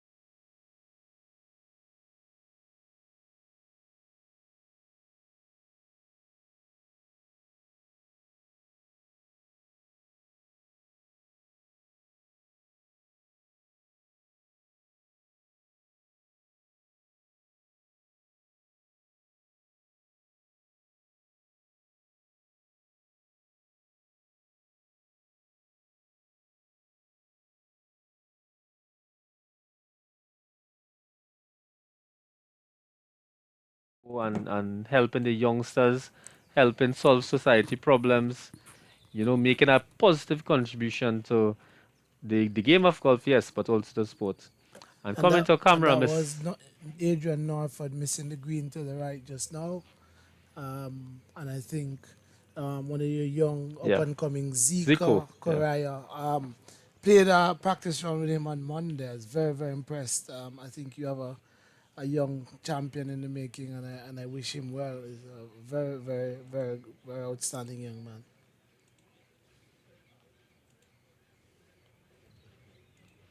Yeah, young Zico has been doing very well in the local circuit. He has been one of the outstanding athletes. He also plays a lot of football at one time, and he's focused on golf now. And I think it's paying off the time and the investment he's doing. Yeah, well, I had a conversation with his father as well, and he was saying that Zeke had to make a decision with COVID, the football or golf, and I think he's now decided to stick with golf. And we have a second shot coming in there. Excellent shot. That looks a lot closer than where Wesley was just now. Maybe about 8, 7 feet for birdie on top of the hole.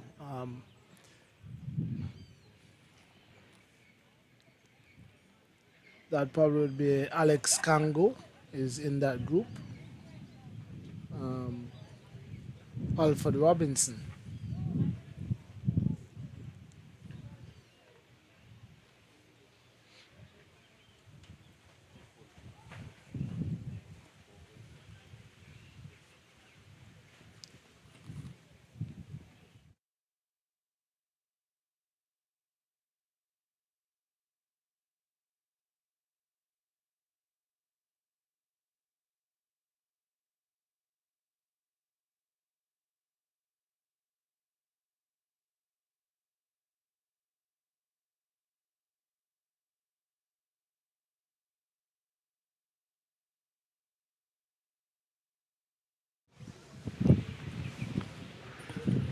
So the action here is on number 18 green.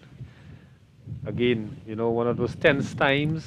Excited to finish, yes, but you have to get that ball at the hole here to finish off this round, and then start planning for the second day. How tough do you think it's going to be, Mr. Cameron, for the next 3 days? I this judging from the wind today. I mean, this morning I was really when I heard that wind early this morning, 3 o'clock, I was like, we're gonna have a very tough day, and it has turned out that way. I think it gets worse going into the weekend, or better depending on where you are at. So the guys who could play in the wind, I think will come out victorious on the weekend because this weather, in my mind, is going to continue. Yeah, I actually saw a report for high alert for the weather conditions for this weekend.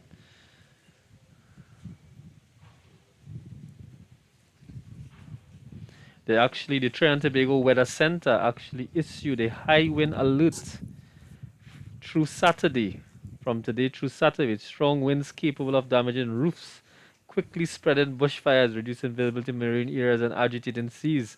I wonder if the golfers know about this. Now that you've told me, Yeah, I'm wondering if I should withdraw and come in the booth with you and have drinks all weekend but we because should. my numbers might not be so So good. exciting. So Adrian is there on his birdie putt on the way, a little short. That looks maybe like about 3 feet for par. Yeah. So hopefully you should be able to make that. And he will mark and allow Alfred Robinson and Zach. I think I met Zach on Tuesday at the program. He's from out of I think LA, and he's played in Jamaica, the Jamaica Open and stuff. So he's been somebody who supported the Caribbean in the Open Championship. So let's hope he has a good week Yeah, this and I week. think it's really good to have those type of players here in this tournament. It really adds a different dimension to the tournament, makes it more competitive, and it raises the standard, which is what you want. Makes the commentary more exciting as well. Absolutely, absolutely. And it gives you an opportunity for our local players to see exactly where their game is relative to the international standard Yeah. because it's easy when you're here and for let this young Zico is playing well. But can his game travel and can he Yeah. compete with the best in the world? And events like this and having guys from that side coming over, gives you a very good gauge. Yeah, definitely, and I think that that should be one of the missions of one these type of tournaments to get as many foreign players to come in, or even on go on tours. Touring is such an important part of any sport, and it really brings us up to international standard. And look at that good, very good attempt. Oh, just missed on the low side. I've seen some very strange movements around this hole recently. Well, it's late in the evening, a lot of spike marks. Yeah. Um, Greens are probably even maybe a tad faster with the wind. So it's interesting closing hole. Let's see if Zico can birdie this hole.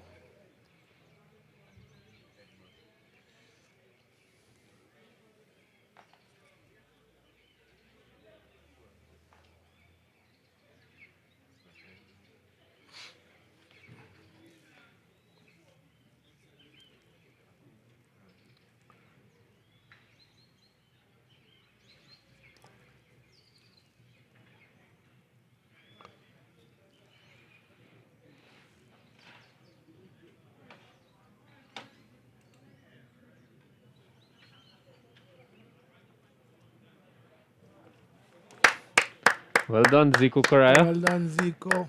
A lot of concentration there, finding his balance and making sure he doesn't miss that putt. Absolutely. And you see the president of the TTGA, Mr. Wayne Baptiste, approaching the commentary booth. He's going to be joining us for some commentary. I will present him with my bill at the same time as he walks in. I think you're speaking to the right person. Yes. I'd like to tell him a few choice words about where he put the pins on the um, on the golf course today, but I will save it. I will save it for another time. So welcome, Mr. President. Um, it's good to have you in the hot seat. So Mr. President, tell me what were you thinking today, putting the pins in those particular positions, especially on the back nine. You wanted to see how high we could score. No, not really. What happened today is that we just want to ensure that the players play a very good golf course. You know, the pins were in flat positions. You know, we slowed down the greens a lot, and we have players who shoot in 72 and 73. So, Mr. Cameron, if you are not capable at that level, then I think you should play like in the first flight or something like that. Maybe I will consider playing the first flight the next time, Mr. Baptiste. Good Yeah, evening. Good I evening. thoroughly Good enjoyed it. evening. I thoroughly enjoyed the day. Um,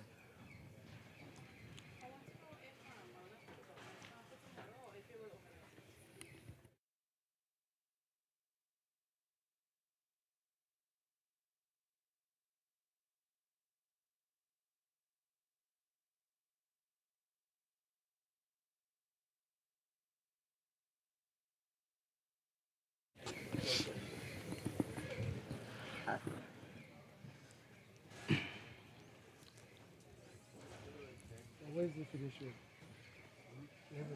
Nice.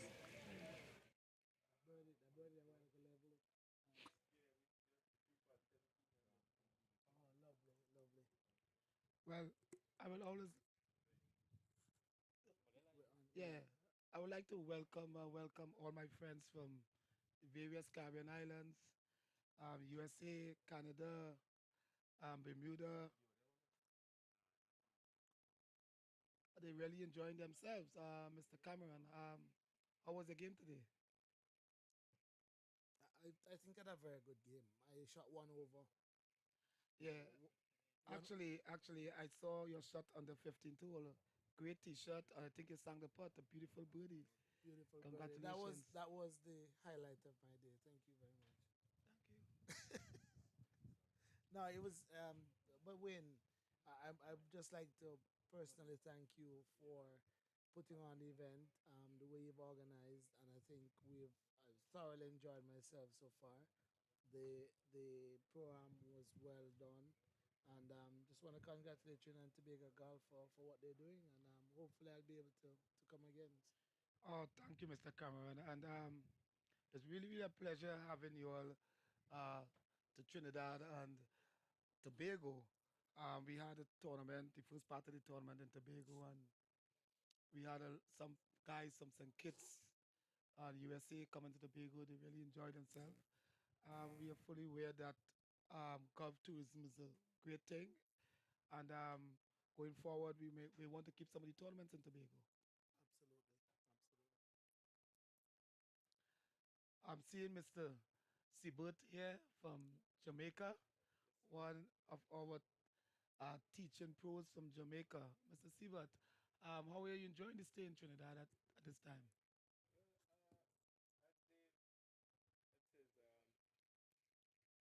Well, I'd say, thoroughly enjoy myself. We were very pleased at the organization so far. It's a well-run tournament. It's a place in the island that we always look forward coming, and so the guys are.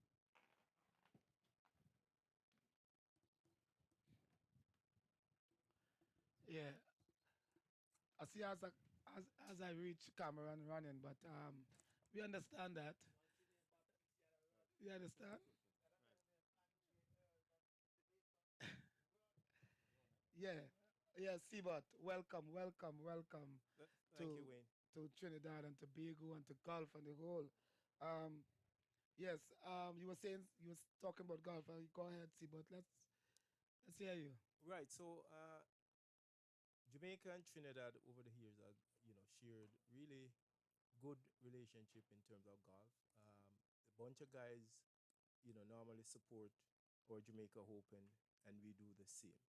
So we look forward to coming to this event. Actually, my reason here is I took three professionals from Jamaica, and they're playing right now. I played in the pro-am, but unfortunately, I'm not playing a lot, so I didn't think, for 4 days, I just thought that would be a little too much for me. But the Great. guys are really enjoying themselves. Sibert, who are these players? Could you give me some background on Wesley and some of the other players coming Absolutely. from So, Jamaica? so Wesley Brown is an household name in the Caribbean because he played junior golf right through, and he has really, distinguished himself as one of the better players, winning different categories both in junior and at the senior level. He has, as we say, he has become professional, and he's doing same. He's, you know, playing at a level that's uh, in the Highlands, seen as one of the top players right now. Um, Orville Christie, another one of the three guys that came, is another notable player in Jamaica, and Al Robinson also. Both gentlemen um, is at the golf course that I work at. They pretty much work there. One is a member, one works here. So, they thought, let me see how and what we can do in the Trinidad Open. Great. And we welcome Sibert from Jamaica. We welcome Wesley, Orville, and what's the next guy name? And Al Robinson. Al Robinson. I think Wesley played very good in the program. I think he came second. So, Siebert, let's move on a little bit. Junior golf in Jamaica. What you do for junior golf in Tobago, development plans and this kind of stuff? I know you've been a past coach and continue coaching kids.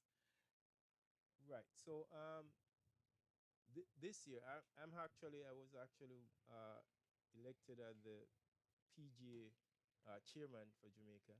So we have been talking with our amateur side of the business, which or the chairperson for the Jamaica Amateur Golf Association is Jodi Munn-Barrow.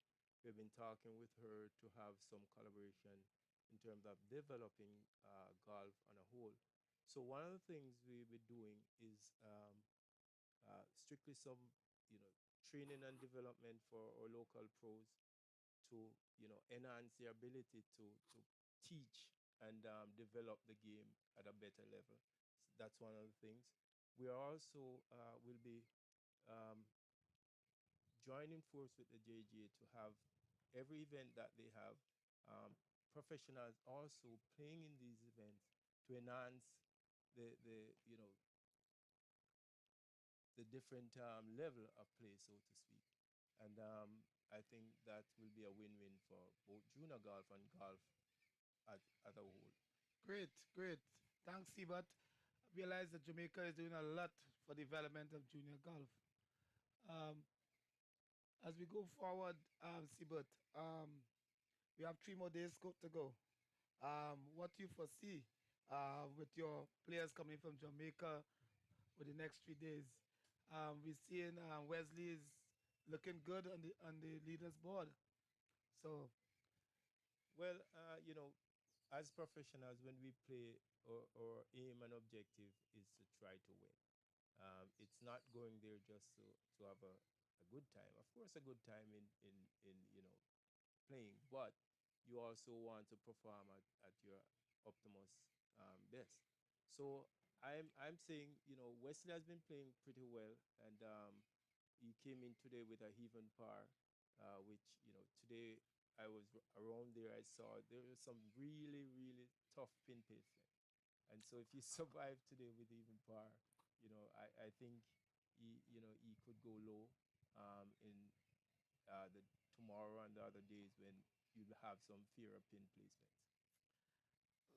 so you say the person who put on the pin put on some tough pin positions, are No, we saying, Sibat? not accusing, I'm just saying there was some really So good pin placements. so we need to talk to the greenskeeper to find who's that guy. Some really good, yeah, Uh, testing pin placements. Yes.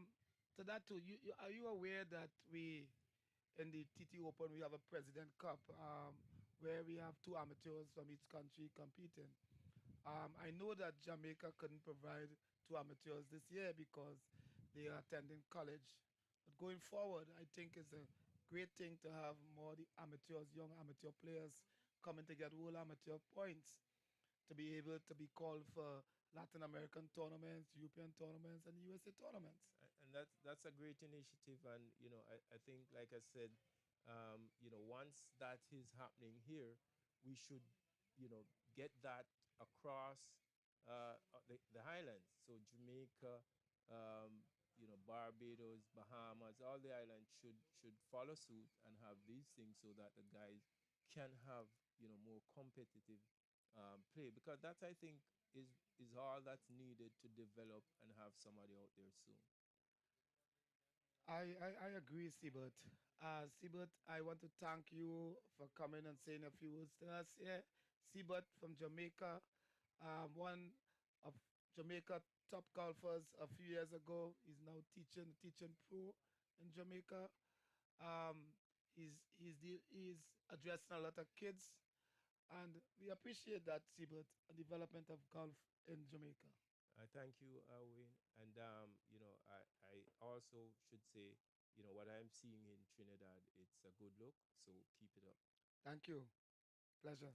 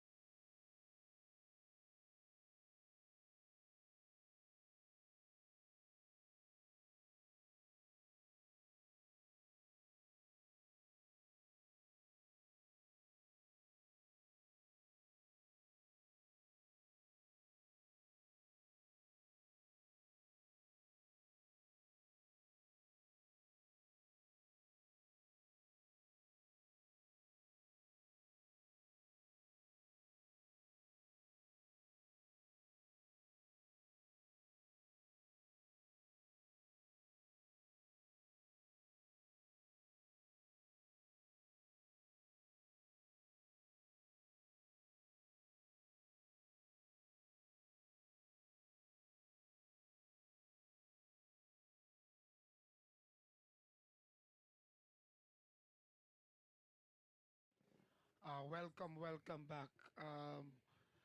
On my left, we have Joe Hoon coming in from United States of America, one of the top professionals.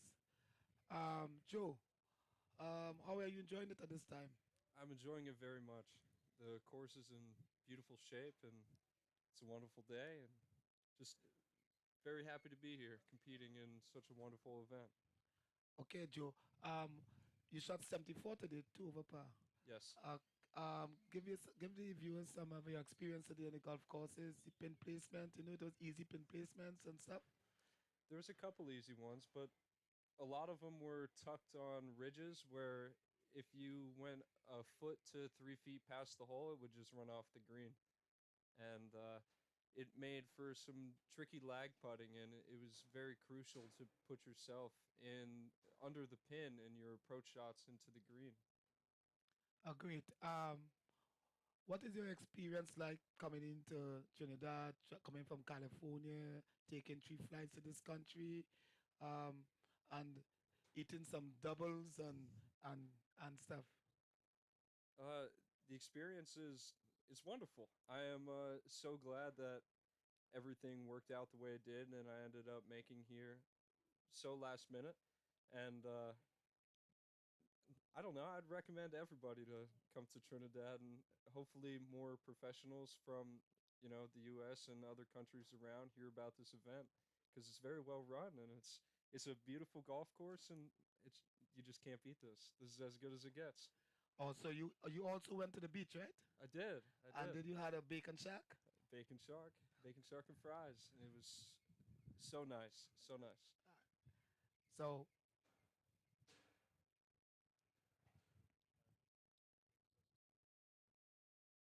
so as we go forward, what you're seeing in with respect to the next few days in the competition?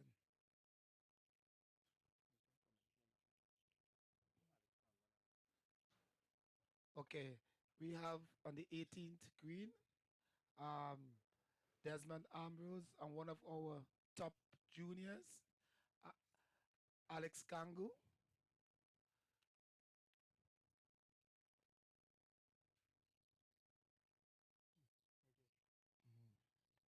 Also, Irfan Imamali and Orville Christie from Jamaica, one of Jamaican top pros. And we have putting here is Angus Kango. Oh, he just missed it to the left.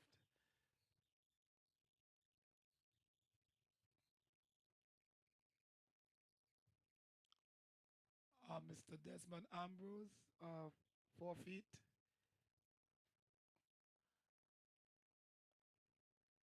Think it looked like an inside right putt.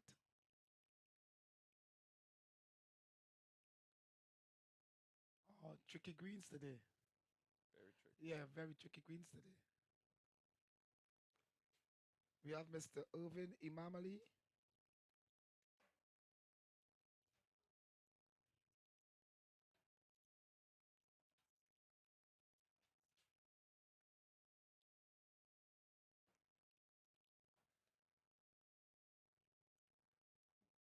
These these players are playing together in the championship flight and also the professional flight.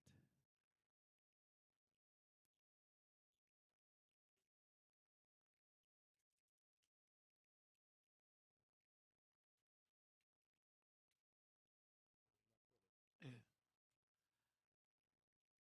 So, Joe, as we were speaking before, your experience in Trinidad. Could you give us some more of how you feel, how you enjoying the time? I'm enjoying it very much. Everybody is so nice, and um, e- everything's just so good. I don't really know what else to say. Everybody's been so inviting and so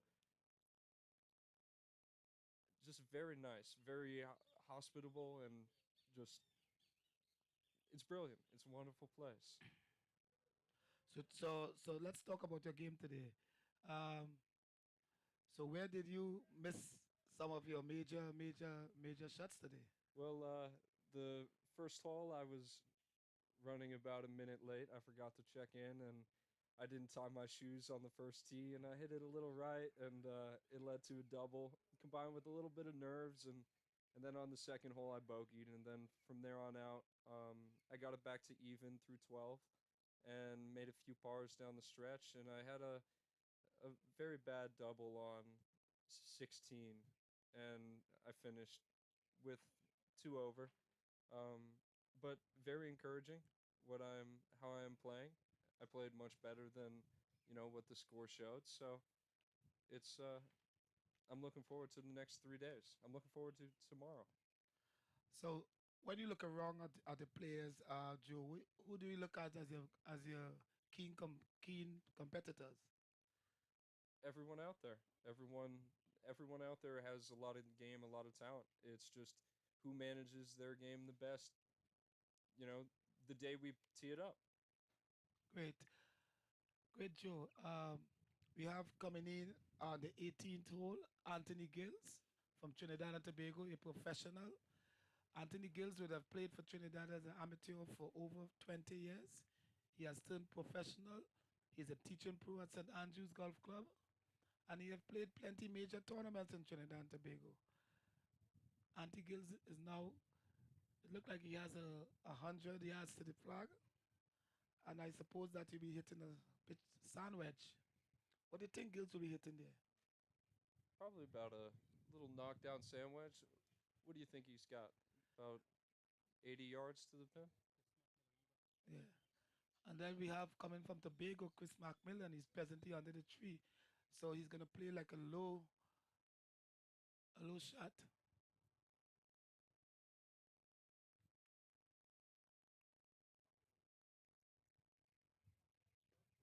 Oh, he's on the That's a green. very Great nice shot. shot. Great shot. So we always had Mr. Bocock is across there also.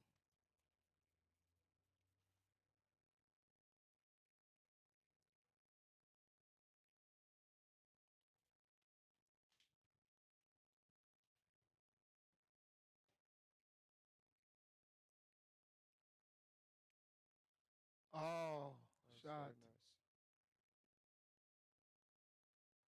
It released a little bit. So we also have so I want to thank you, Joe, for coming and sharing your thoughts and your ideas to Trinidad, and I hope that in 2023 that they come back to this tournament. I absolutely will. Thank you for having me. Great. We'll now have Mr. Zeke Percival coming on set. Mr. Zeke Percival is the Vice President of St. Kitts Golf. He's one of he's a, one of the toughest players that he will play against in golf. He don't give up. He plays 18 holes and he limes on the 19th hole. So he's a 100% golfer.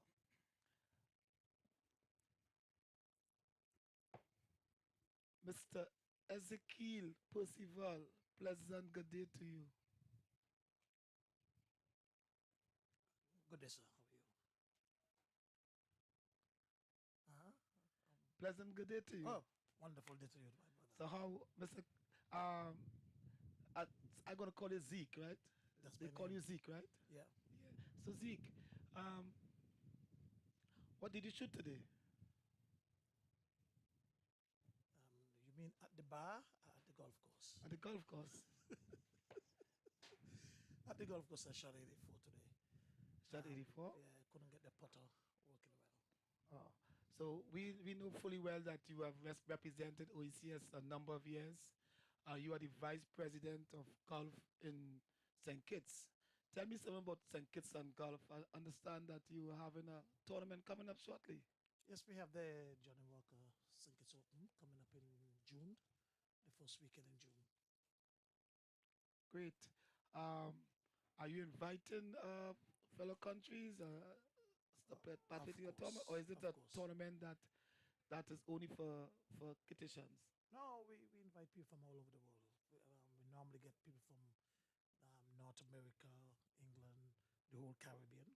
And I mean, I think yourself been there a few times.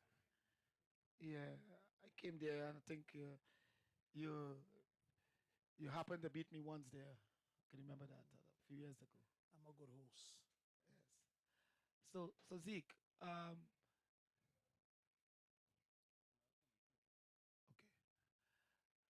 okay, okay. We have on the 18th hole, um, Mr. Mcmillan. Is chipping there, Zeke? Yes, it's Would you chipping. would you chip from there, Zeke? It's chipping. I got nice to touch. I'll probably run it up. You probably run it up. Yeah, but these young guys have good touch. Yeah. So he probably uses I think pitch he and hit it wedge. about 8 feet past. Yeah, he's called it. Yeah, So I think that is a wrong choice of club there. What do you I think so think? too. I think so too. As an experienced golfer, what club you will have done there? I probably would have used my rescue tree and run it up. So is this Mr. Bokok? Bokok lives on the golf course, you know? Oh, that's the young Yeah, Bokok. that's a young Bokok. Oh, nice. He hits the ball a ton.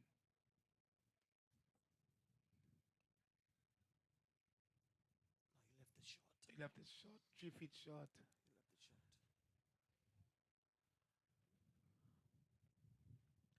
Uh, what Anthony Gills, who's there? You played golf with him before, right? Oh yes, I played with Anthony Gills a few times in the Caribbean Championship.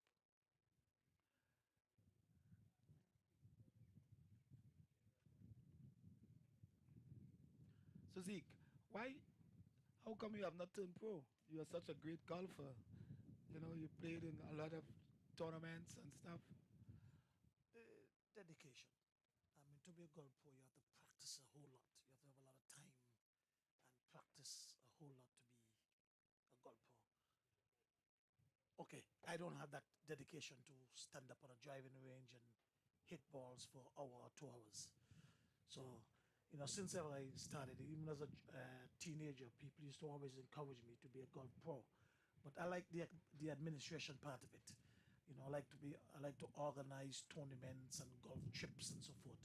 But to be a golf pro, the dedication have to be a serious one, and I don't think I'm dedicated enough to practice for at least 8 hours a day. I mean, these pros, Tiger Woods and all these big professionals, that's what they do. They go out and they practice 8 hours because it's a job. So Zeke, you attended the open ceremony in Tobago. You attended the program. You attended the program in Trinidad, and now the first day in the Open. Are you enjoying yourself? What you can say about the TT Open? Oh, fantastic.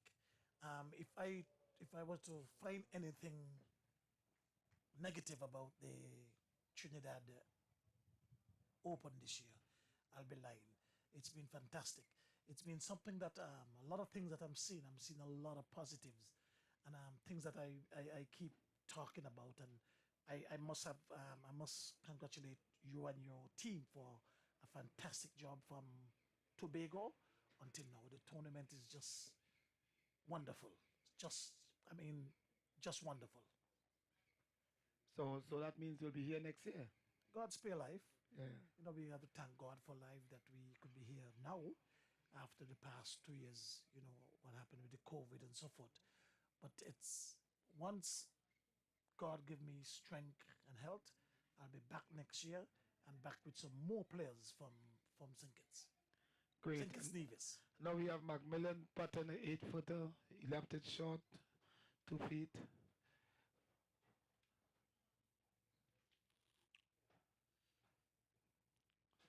So what about the food, Zeke? Did you had some doubles or did you had some roti No doubles yet. I'm kind of disappointed with that. I haven't gotten any doubles as yet. But definitely we'll have some before I leave. Great. Just put in for par.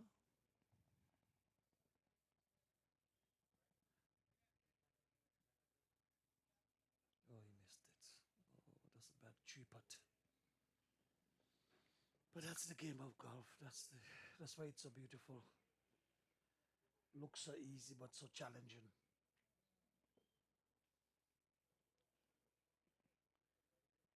So we had a little rain earlier today. Do you think that the greens will have slowed up a bit with the rain? I was hoping that it would rain more to slow down the greens and soften the greens a little bit. to what we grown accustomed to over the years. The greens a bit firmer this year. So I was hoping when I got to number one tee box this morning, I was hoping that it rained some more to soften the greens a little bit. That was my hope. But sometimes your hope don't always become a reality. I agree. And what do you think about our sponsors?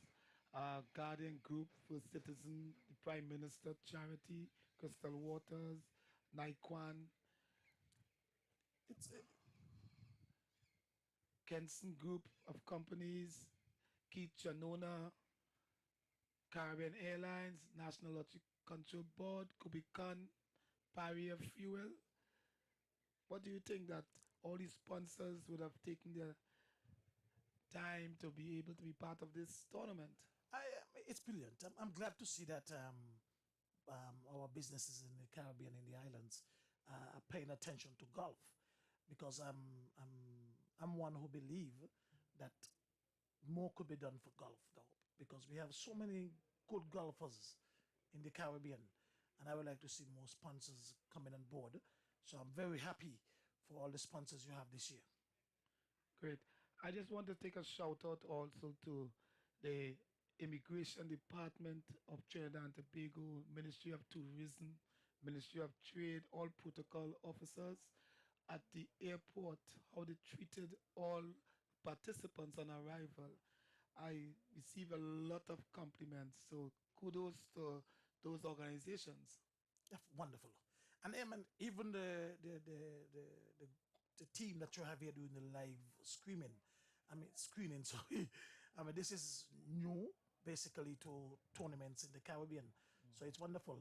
I'm like I said before, you and your committee is doing a fantastic job and taking it to the another step. And I'm glad to see that it's going to this step. What happened in North America could happen here too. So I'm glad to see that you're going in that direction. And I'm sure that the groups here from Bahamas and Antigua and Barbados and the different countries are taking notes, and will take home notes to the respective clubs that this thing could be done.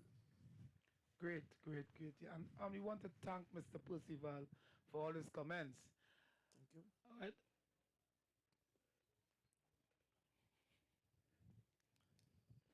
Yeah. So again, Mr. Percival, I will leave you to continue some commentary, and I'm going to call someone to sit with you next and chat. Okay.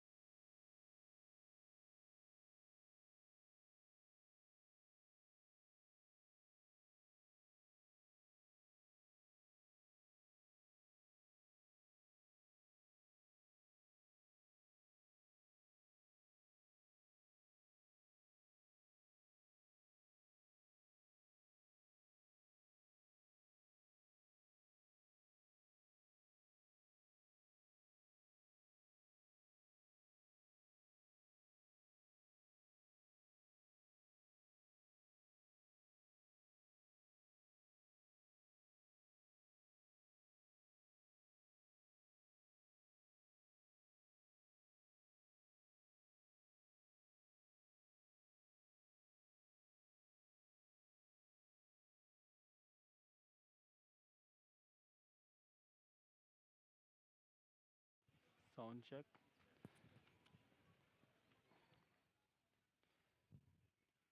Back now the action on number 18 green, and you have a player they just taking it out of the bunker to get it onto the green, and not a bad shot at all.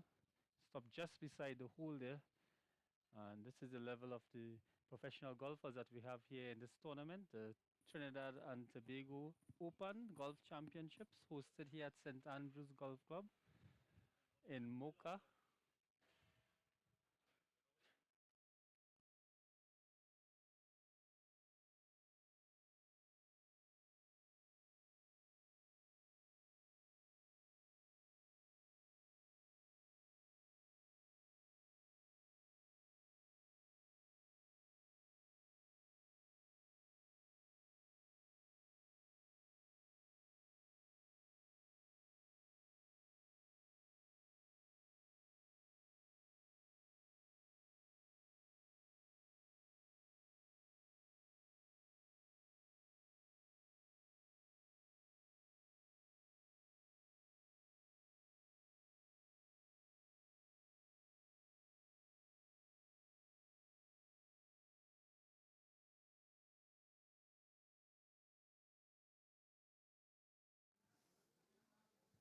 So we're back here at the St Andrews Golf Club with the commentary, and we've been joined by Mr.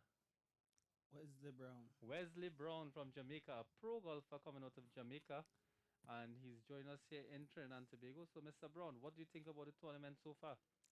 It's a well-run tournament. I'm enjoying it so far. The golf course is playing good, firm and fast, which I like. I had a good, strong day today. It could have been, as always, could have been two shot better, but I like the position I'm in so far. I think I'm tied with the lead, so it's never a bad start on top of the leaderboard. And that's excellent to have the champion golfer for today with us in the commentary booth. So, and I did actually see your shot onto the green on number 18 was an excellent shot. Yeah, 18 was a good hole for me because I wanted to finish around even par. When I was at 14, I was a couple of over. And I said if I could birdie two of the next four holes, which I birdied three, but I dropped one shot in between. I had a good number 18. I had 168 crosswind. I was in between hitting a soft 8, hard 9. But with me and my caddy, Seabert Walker, we decided to go with the flush 9. And it was a good spot to put from just a left edge putt, roll it down the hill, boom in the cup.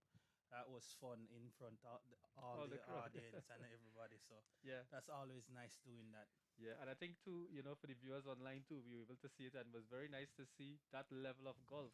And coming from Jamaica, traveling here, and then performing well, I'm sure it's a big plus for you. Yeah, it is. It feels really good, entertaining the crowd and everyone. It feels really good. About 13 years ago, I was here. I played in the Junior Amateur Championship, and I believe I won here. So that's a positive for me playing this course and looking forward to if I can repeat a performance like that. Traveling from Jamaica, my game normally travels well, so I'm hoping to do the same. And just bring onto the camera and the commentary booth, Mr. Wesley Brown. You want to say hi to the fans out there? Hello, Right. guys. So that's the youngster who's done so well today, and it's really congratulate him on his performance because, as you would have heard in the commentary over today, it was a bit difficult to get a lot of the to have good performances. It was challenging, and I think now that we have coming down to the end of the day, now that we have come to the end of the day, it's really good to see the performances doing extremely well and closing up the day's play. So, Mr. Brown, how is golf in Jamaica at your level? Are there lots of professionals? I would say no. There's good pros there, but not a lot of professional up to the level where it should be. It used to be more, but for some reason it declined. There's been talk to include tournaments, but not only that, we need to go back to the junior days where we get the youngsters, more youngsters playing, and then that will improve the professional game. But so far, I have a few good guys, but not as much as I would like to see. I think once there are more opportunities for the pros to play, I think that's one of the things we see in Trinidad as well. You have a lot of pro golfers around, but you really need the games, you need the gross golf. You really need that opportunity, and that is We what we want. yeah, we are suffering from that as well. Yeah. Not many tournaments, and even when there's tournament, the purse is not very inviting for a lot of guys to play. So the entry is limited. Then the sponsors are like, disappointed with the support, but it's not enough enticing for you to leave your daily job and to go play a tournament for. And that's it. Being a pro, means that you play golf every day. Yes, So you yes. really have to put in the time, the effort, and I know it's very expensive. Golf is not a cheap sport, and it's definitely something you have to make the most of it. You have to probably change careers, stop school, and try and balance that very delicately so you can progress. And then to the opportunities here, how lucrative is it? You hope to make the PGA one day. Yes, I've been trying, I've been grinding. I played a bunch of mini tour events in the States. I played on the swingthought.com tour, mostly played in North Carolina, South Carolina, and Florida. I won 4 times on that mini tour, so that's good, but it's been a while. I tried qualify for the US Open 4 times and I missed it by 3 times. So my game is there. So it's just for me to continue to play and just wait for my breakthrough to come. Yeah, and I think that's a good approach. You sound like an athlete has a strategy planned, and again, it's about the opportunity, and it's definitely about budget as well. And I guess coming out of the pandemic, I mean, it's still around, but thankfully we're here to talk about it, and that you really have to reach out. And one good thing with competitions like this, we've had some good sponsors on board, and hopefully with pros like yourself will give them the encouragement to continue supporting. Because I really firmly believe that the pros are the ones with the talent, the knowledge to really promote the game and get it to a different level. I agree. And hopefully this week, for the rest of the week, I can keep going low, keep making the sponsors sprout, and make this tournament bigger and better than it's ever been. Yeah, so Michael, I think very Pardon me? yes, I think it's a very good having you here in Trinidad. I wish you all the best for the rest of the weekend. So what's your plan? You're gonna practice now, or you're going home to take a rest? I'm gonna go by the pool and soak. I Right. think I'm a little bit beat up from today Yeah. and during the week working out. Normally during tournaments, I don't do a lot of practice. I do it before. Right. So in the tournaments, I can relax because it takes a lot out of you. Right. It takes a lot beat you up. Uh, it's always fun being here in Trinidad. I love being in Trinidad. This is my fourth visit in my life, and it's never been disappointed. So hopefully I can keep performing well for the rest of the week. Well, definitely. I think you have a good start. And I certainly do. I'm sure you'll visit Certainly. us here at the commentary booth again and we'll Yeah, get an whenever. update. I love being here. I mean, it's Right. part of the MO. Of So I course. love being here. Yeah. All right. We talk again. Yeah, pleasure. All the best and Yeah, take man. care. Thanks very much. All right.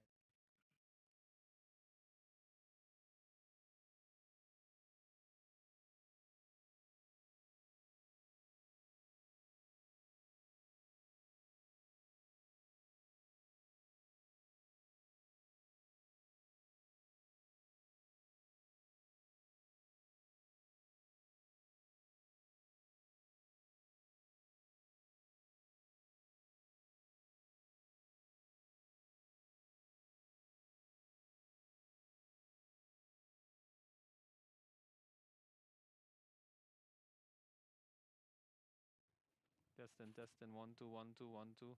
Testing mic one. Hello.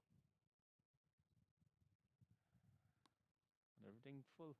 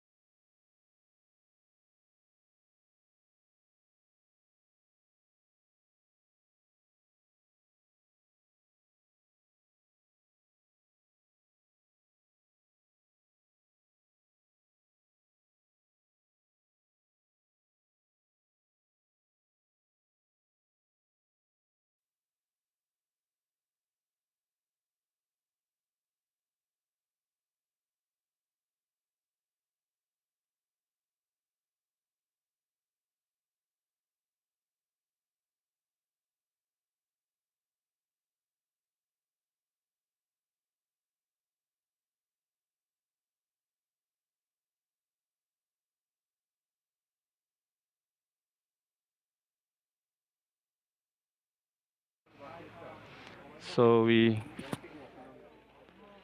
back here. We had some slight technical difficulties with the sound, but hopefully we're back on now, and we can wrap up the day with good sound quality. And thanks to the viewers online who let us know that the sound was a bit low. We appreciate the comments because sometimes when you commentate and monitoring the equipment, it's a bit difficult. And thanks for enjoying the stream while we sort of the volume, and hopefully it will maintain its thing. Then let us know, viewers, how is the commentary now? How is the volume? And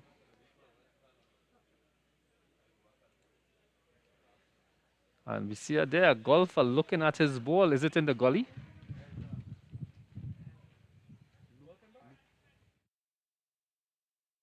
We have Mr. Luke De Freitas there in the frame. Seems to be taking a journey down the gully. But it's always a challenging part of golf. But I'm sure he's going to come out a player of that caliber should recover from something like that quite easily. He can probably get a hole out there straight from the gully, and he's being assisted by his caddy. And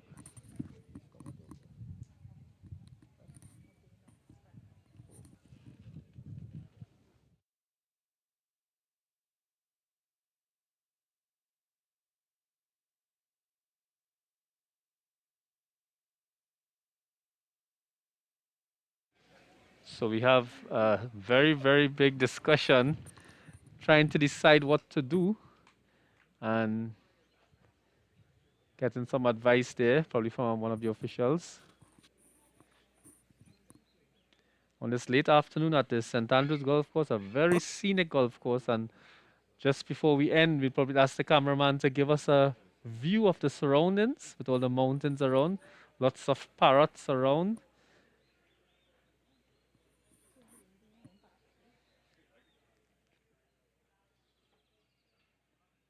And oh, he's not in the gully. He's just. Or did he drop back? Oh, so he had to drop back to go over the gully. So he's back on line there now. He's going to use his wedge and take it over into the green. Not a bad shot at all. Is it holding? Is it holding? It rolls just to the edge of the green to the back of the pin. And thankfully it did not go over. You want to maintain that position. So now we'll have to use the slope of the green to bring it back close to the hole. And let's hope he gets it close. It's been a grueling day for the golfers.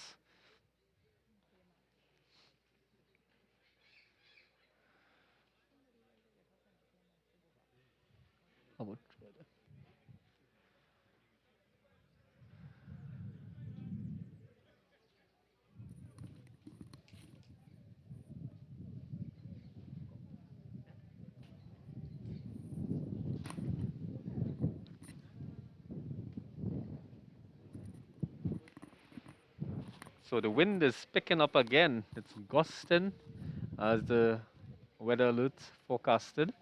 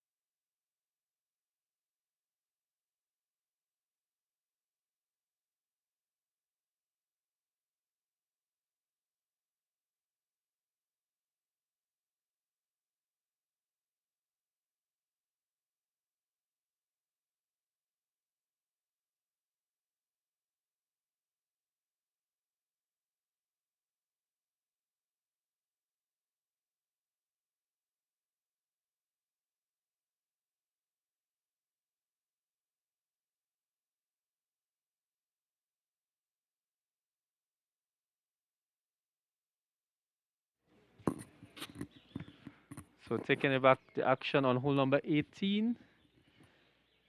Still have a few teams to come in, a few groupings to come in. And it's a very peaceful evening here at St. Andrews Golf Club.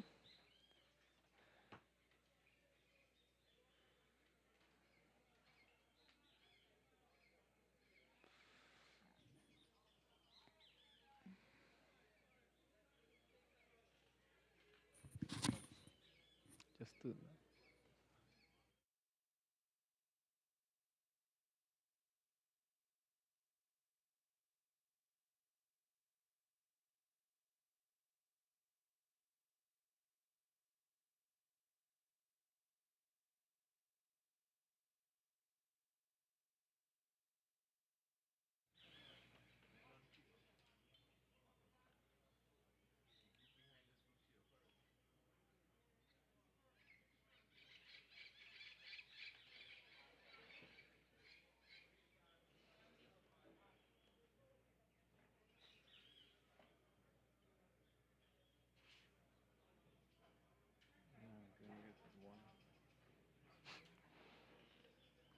right, so we see that team there finishing up hole number 18.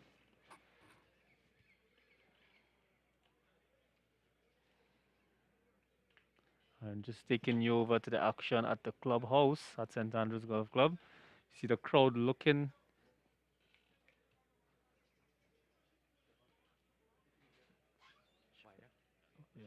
Oh.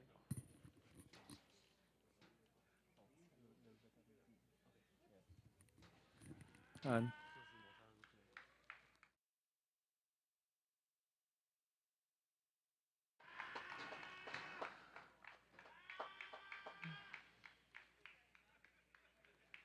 so we've seen here the crowd gets a bit excited as what's happening on hole number 18. And again, a very tense time here finishing out.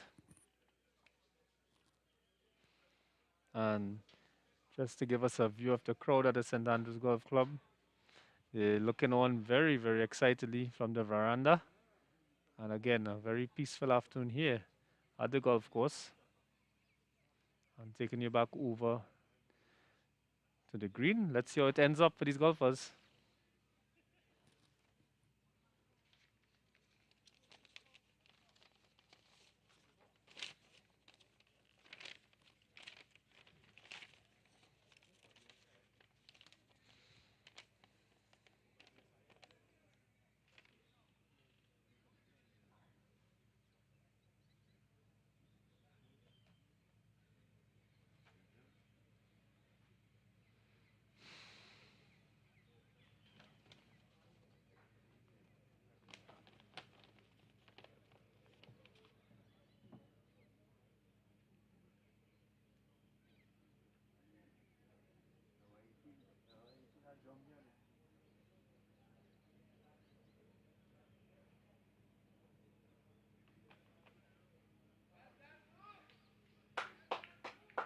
Oh, what a good shot there just to finish out number 18.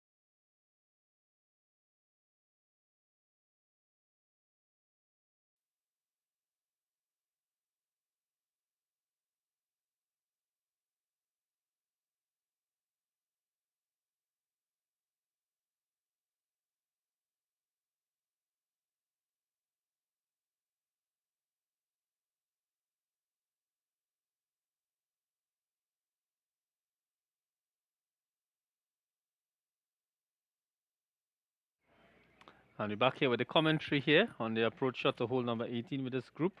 And we have young Aidan Ali on his approach to the green. Very strong hitter of his wedge shots, practicing a lot, and an excellent shot there onto the green. And as we keep saying, it's what you want. You want to be able to get that ball or the approach shot onto the green, and he's just right of the green where we have seen so many golfers today. Seems to be the plan here at St. Andrews to get the ball just to the right of the hole and hit against putt against the hill, because going downhill is always dangerous in putting.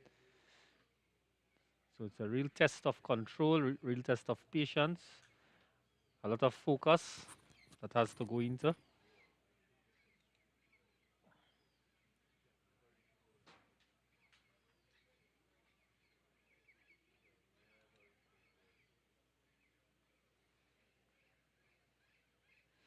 I'm just taking you back onto some of the action there.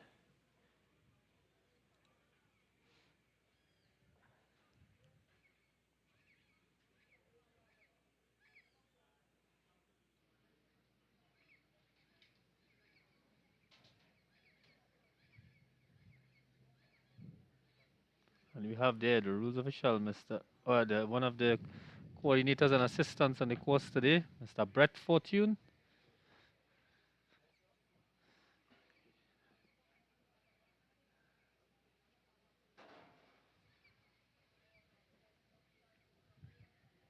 And after a long day, caddies must be tired. Although the wind was blowing very strongly, it's been a mixture of rain and sun, and it must be a tiring day. And kudos to the caddies, have been doing an excellent job today. And young Aidan Ali getting ready for his putt and stroke. He's going to wait to be joined. In fact, his grouping's there already on the green. And it's a battle there on the green now. A very nice shot there with the golf bag, with the backdrop of the mountains. And the crowd at the golf club here looking on at the number 18 green. It's going to be a very exciting finish.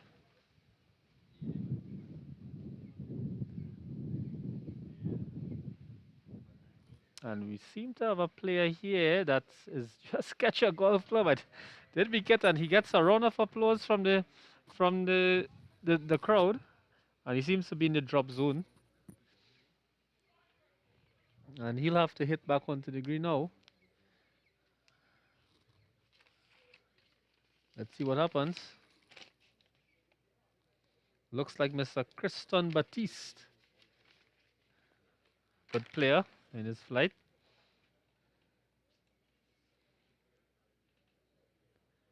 Squares up, balances himself, looks at the pin. A nice soft shot just over and on the green. And probably just about 10 yards.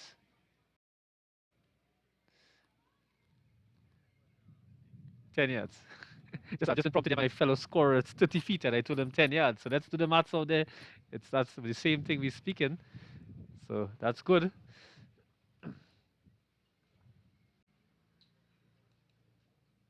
Well, it's coming on late in the afternoon now, and we can see the tired faces of the scorers here. They've been out since 6:30 a.m. and would like to commend the live scoring team who've put forward building the live score that's out there, and on the TTGA website you can look at it and follow the golf action. But meanwhile, back at the number 18 green,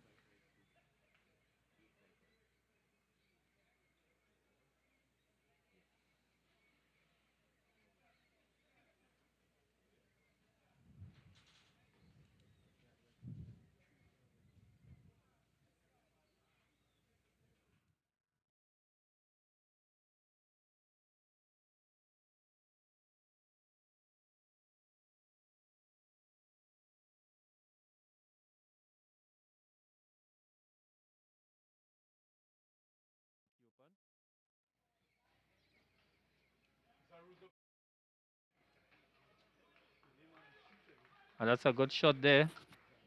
Very close to the pin. And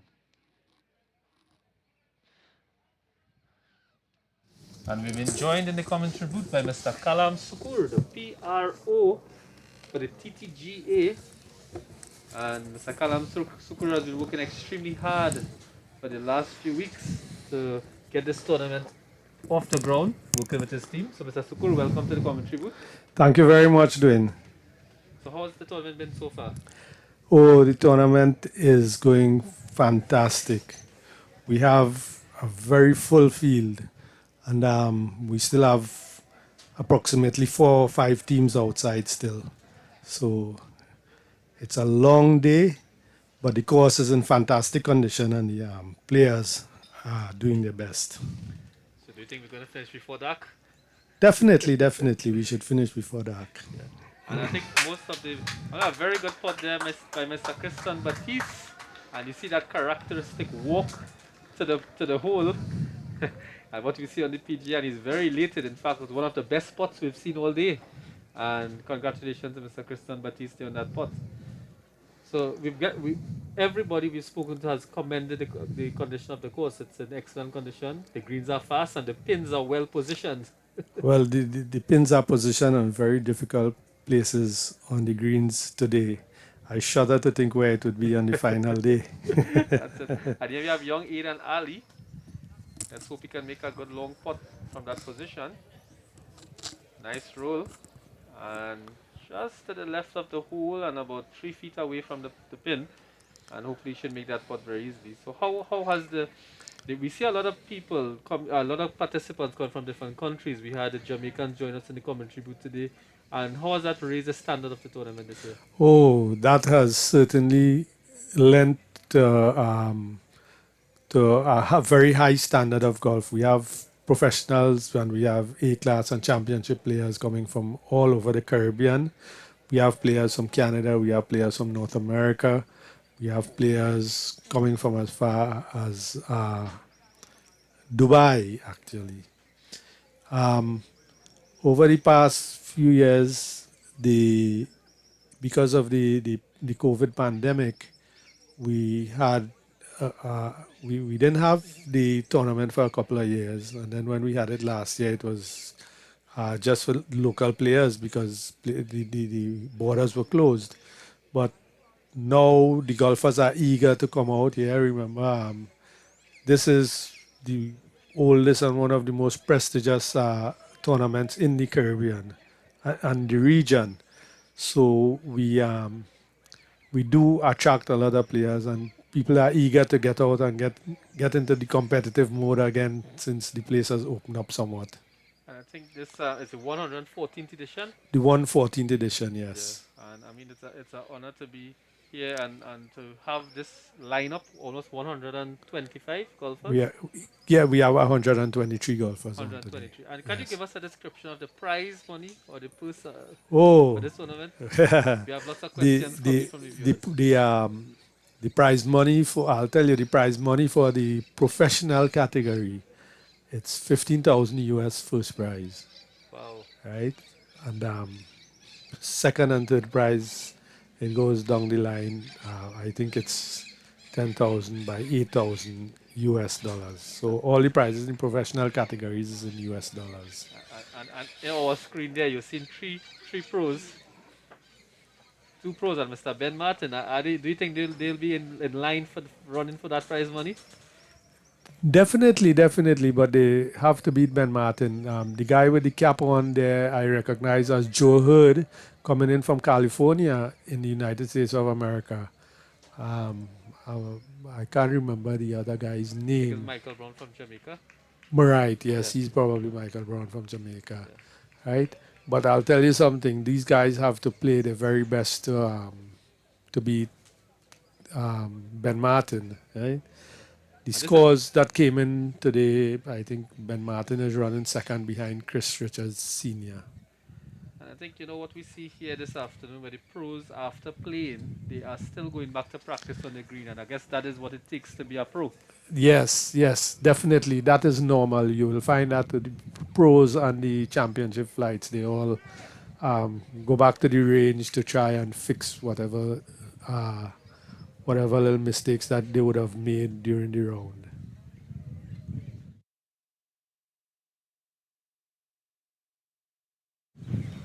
And we have some of the seniors and super seniors coming in here now.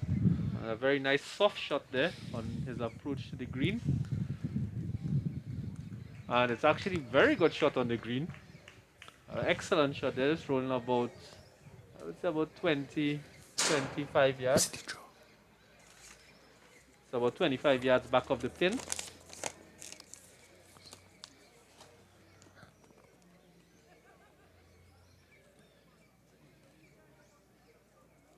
Just taking it some action back on the practice green. You see, these guys have the commitment to better their games every day. Eh? So, and you know, while the purse is important, but I think the most important aspect for these guys is the bragging rights. Yeah, I think with any sport, that's probably the first thing they play for, to make sure they're on top and let people know that they're on top. But the hard thing is to stay on top. That's right. That is so correct. So, Mr. Sukur, how's your golfing career going? Oh, my golfing career is going superb. My handicap is pretty high. I have no problems with that. But I say my golfing career is superb because I get time as a retiree now to come out on the golf course quite a few times for the week. So I guess you're in the best position to tell us about the TTGA and some of the plans that you'll have. And we see a very full calendar this year. Yes. The let's start with a few days ago. We opened the Trinidad and Tobago Golf Association Week of Golf in Tobago with a opening ceremony at the Magdalena Grand Hotel. And then we had a pro-am at the Plantations Golf Course on the Sunday. That was very successful. We came back to Trinidad and had another pro-am on Tuesday, followed by this open that has started today. After this, we have plans to have the Ash Ali Cup, which will be a 2-day game played at 2 different golf courses. More than likely, the 2 courses may be Point A Pier Golf Course and Chagaramas. Going further down the line, the development program for the Trinidad and Tobago Golf Course is very, very exciting. We have junior programs at all the different golf courses. We have in both Trinidad and Tobago, I must add, and we have the elite program going on. We have the likes of Aidan Ali, we have Alex Kango, we have Liam Bryden, we have Jean-Marc Chifortier, Chris Richards Jr., and so on. So the future for golf is looking very bright in Trinidad and Tobago. Combined with this, we will be going out to schools where we will introduce the Start New at Golf program, what we call the SNAG program, at different schools. We've already identified 2 schools in South. We have 2 schools close to the St. Andrews Golf Course here in Maraval that has been targeted also. And we continue, we have schools in the Couva area that we've targeted also. So things are really looking up for golf in Trinidad and Tobago. We are looking at increasing the participation of female golfers. So we have quite a few young girls participating in all these junior programs. And I think that's really commendable because, over the pandemic, the youths have been starved of activities, they've been starved of school, and we've seen such a rise in participation in golf. And even the number of tournaments that's happening, and it's good to have the juniors and the youths being represented or playing in the tournaments. Yes. I'll tell you something. During the pandemic, everything was online, all the schooling and so on was online. And there was no opportunities for those who would have played cricket and football and so on to go out and play. But golf was one of the very, very few sport that, since it's not a contact sport, that we were able to go. So parents jumped at the opportunity to get the kids out of the house and out into the open air, and golf. So we did see an increase in participation in junior programs throughout the countries, throughout the islands, sorry. Yeah, definitely. What I've noticed a lot is the kiddies program, with the younger ones, sometimes 3, 4 years old, being introduced to golf, and that's where it starts. That's where it's being nurtured. And as we've spoken today with the Jodi, from the president of the Jamaica Golf Association. She echoed similar sentiments. So do you foresee a more um, cooperative approach to golf development in the region? Oh, definitely, definitely. Um, you know, Trinidad has been previously the powerhouse of golf in the Caribbean and in the region. And now we have the different associations from the different regional bodies working together to get to have an increase in golf activities throughout the year. So indeed, there will be participation in all the islands, and we've seen that here today. I mean, we have players from Jamaica, we have players from Barbados, we have players from the Turks and Caicos, we have the Cayman Islands, we have the Bahamas, So we are looking at huge cooperations between the different bodies and the different islands. Should we look forward to Caribbean PGA? That is a different story. we have our own kind of similar tournament, which is the Caribbean Golf Association Championships, the Herman Cup. Very good. This year, the Herman Cup will take place in the Turks and Caicos, as far as I understand. The junior aspect of the game will take place in the Bahamas. I hope you'll take a commentary team to Bahamas as well. Well, we'll take what we can. Right. Once the commentary team agrees to raise some funds for that. Yeah, I think it's very encouraging to see, as you said, so many foreign countries here and the representation, and even the commentary route. We had people from the islands, we had someone from the US commentating, and this is just the first day. Yes. So we really got a good feel of what the golfers abroad are doing. We got a good feel of how they enjoy the course here, and kudos to the TTGA for making this such an elaborate event, and even Tobago, to commend the people in Tobago across there for all the work they've been doing to develop the game of golf, and to hopefully see more professional tournaments happening. Is that on the plans for TTGA? Well, the TTGA stands very firm and ready to support golf in the Twin Islands, in both Trinidad and Tobago, and to ensure the development of golf throughout.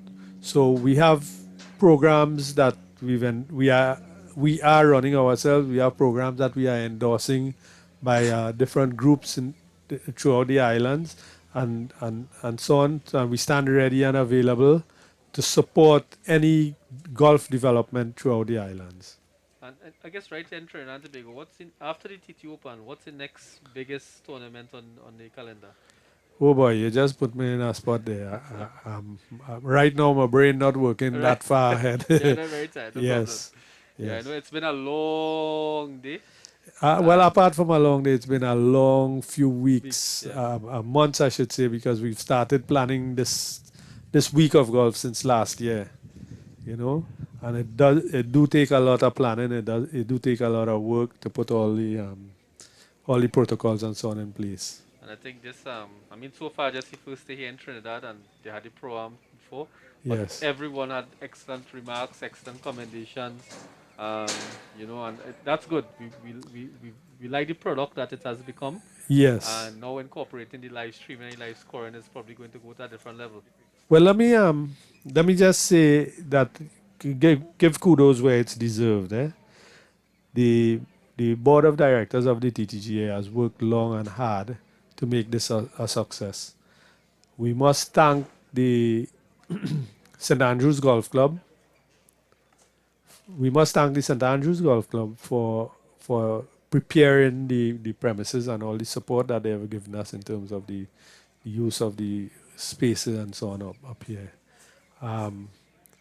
We look forward to continue our cooperation with St. Andrews and all the other golf clubs in Trinidad and Tobago. Um, we've, you see, our aim and our projection is to get our players, especially the younger ones, in a position where they can compete internationally. To do so, we have to have our tournaments in certain areas. That is why you would have seen over since the beginning of the year with the BC Open and the Point Up Here South Open, we've played it for 3 days. The 3 day scores count for WAGR points, which allows the players to play international. Actually, we have three Trinidad and Tobago players at this point in time who have enough WAGR points to play internationally. Yeah, so that sounds like a really, really exciting time ahead for TTGA. And again, really pulling off this event. It's commendations to TTGA and all the support people. It's really a wonderful atmosphere here. Yes, And thank you very much. so we see here number 18. I think that's Mr. Shabir Khan.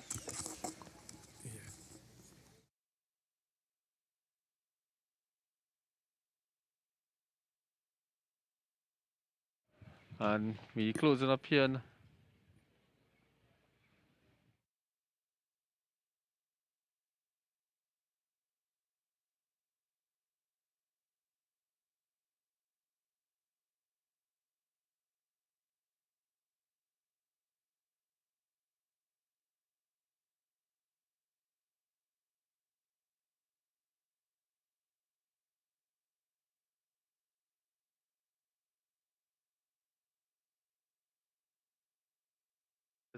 Back on for this latter part of the afternoon, where some of the senior players are finishing up their 18 holes. And very shortly, we'll be signing out here and hopefully joining you all back tomorrow at St. Andrews. And, want to encourage everyone to remain safe. Have a safe evening. We want to congratulate Daizam.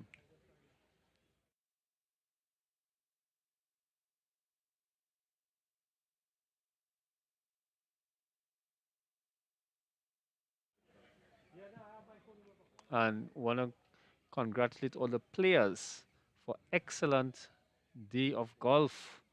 It's been a great effort on the first day, and I'm sure all the viewers and all the listeners and the players, you all can check the scores tonight on the TTGA website, and you all can follow up your scores. So you can plan your game for tomorrow.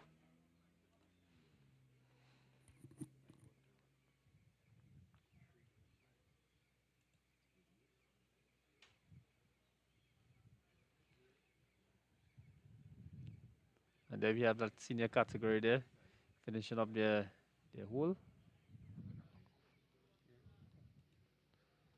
And the commentary team now, again, we will be signing out here.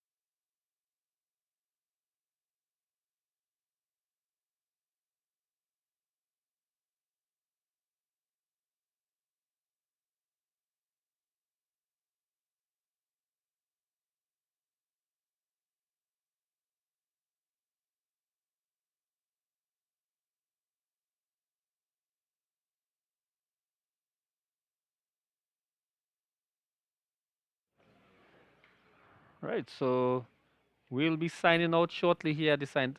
Andrews Golf Club, and just before we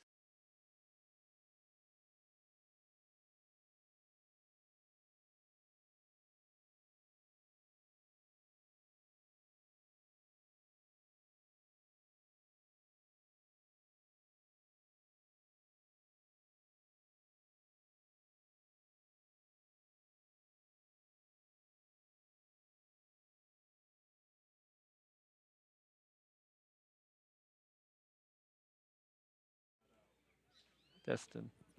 Right, we'll be signing out here shortly at the St. Andrews Golf Club, and we're going to give you one chance here to look at the scores.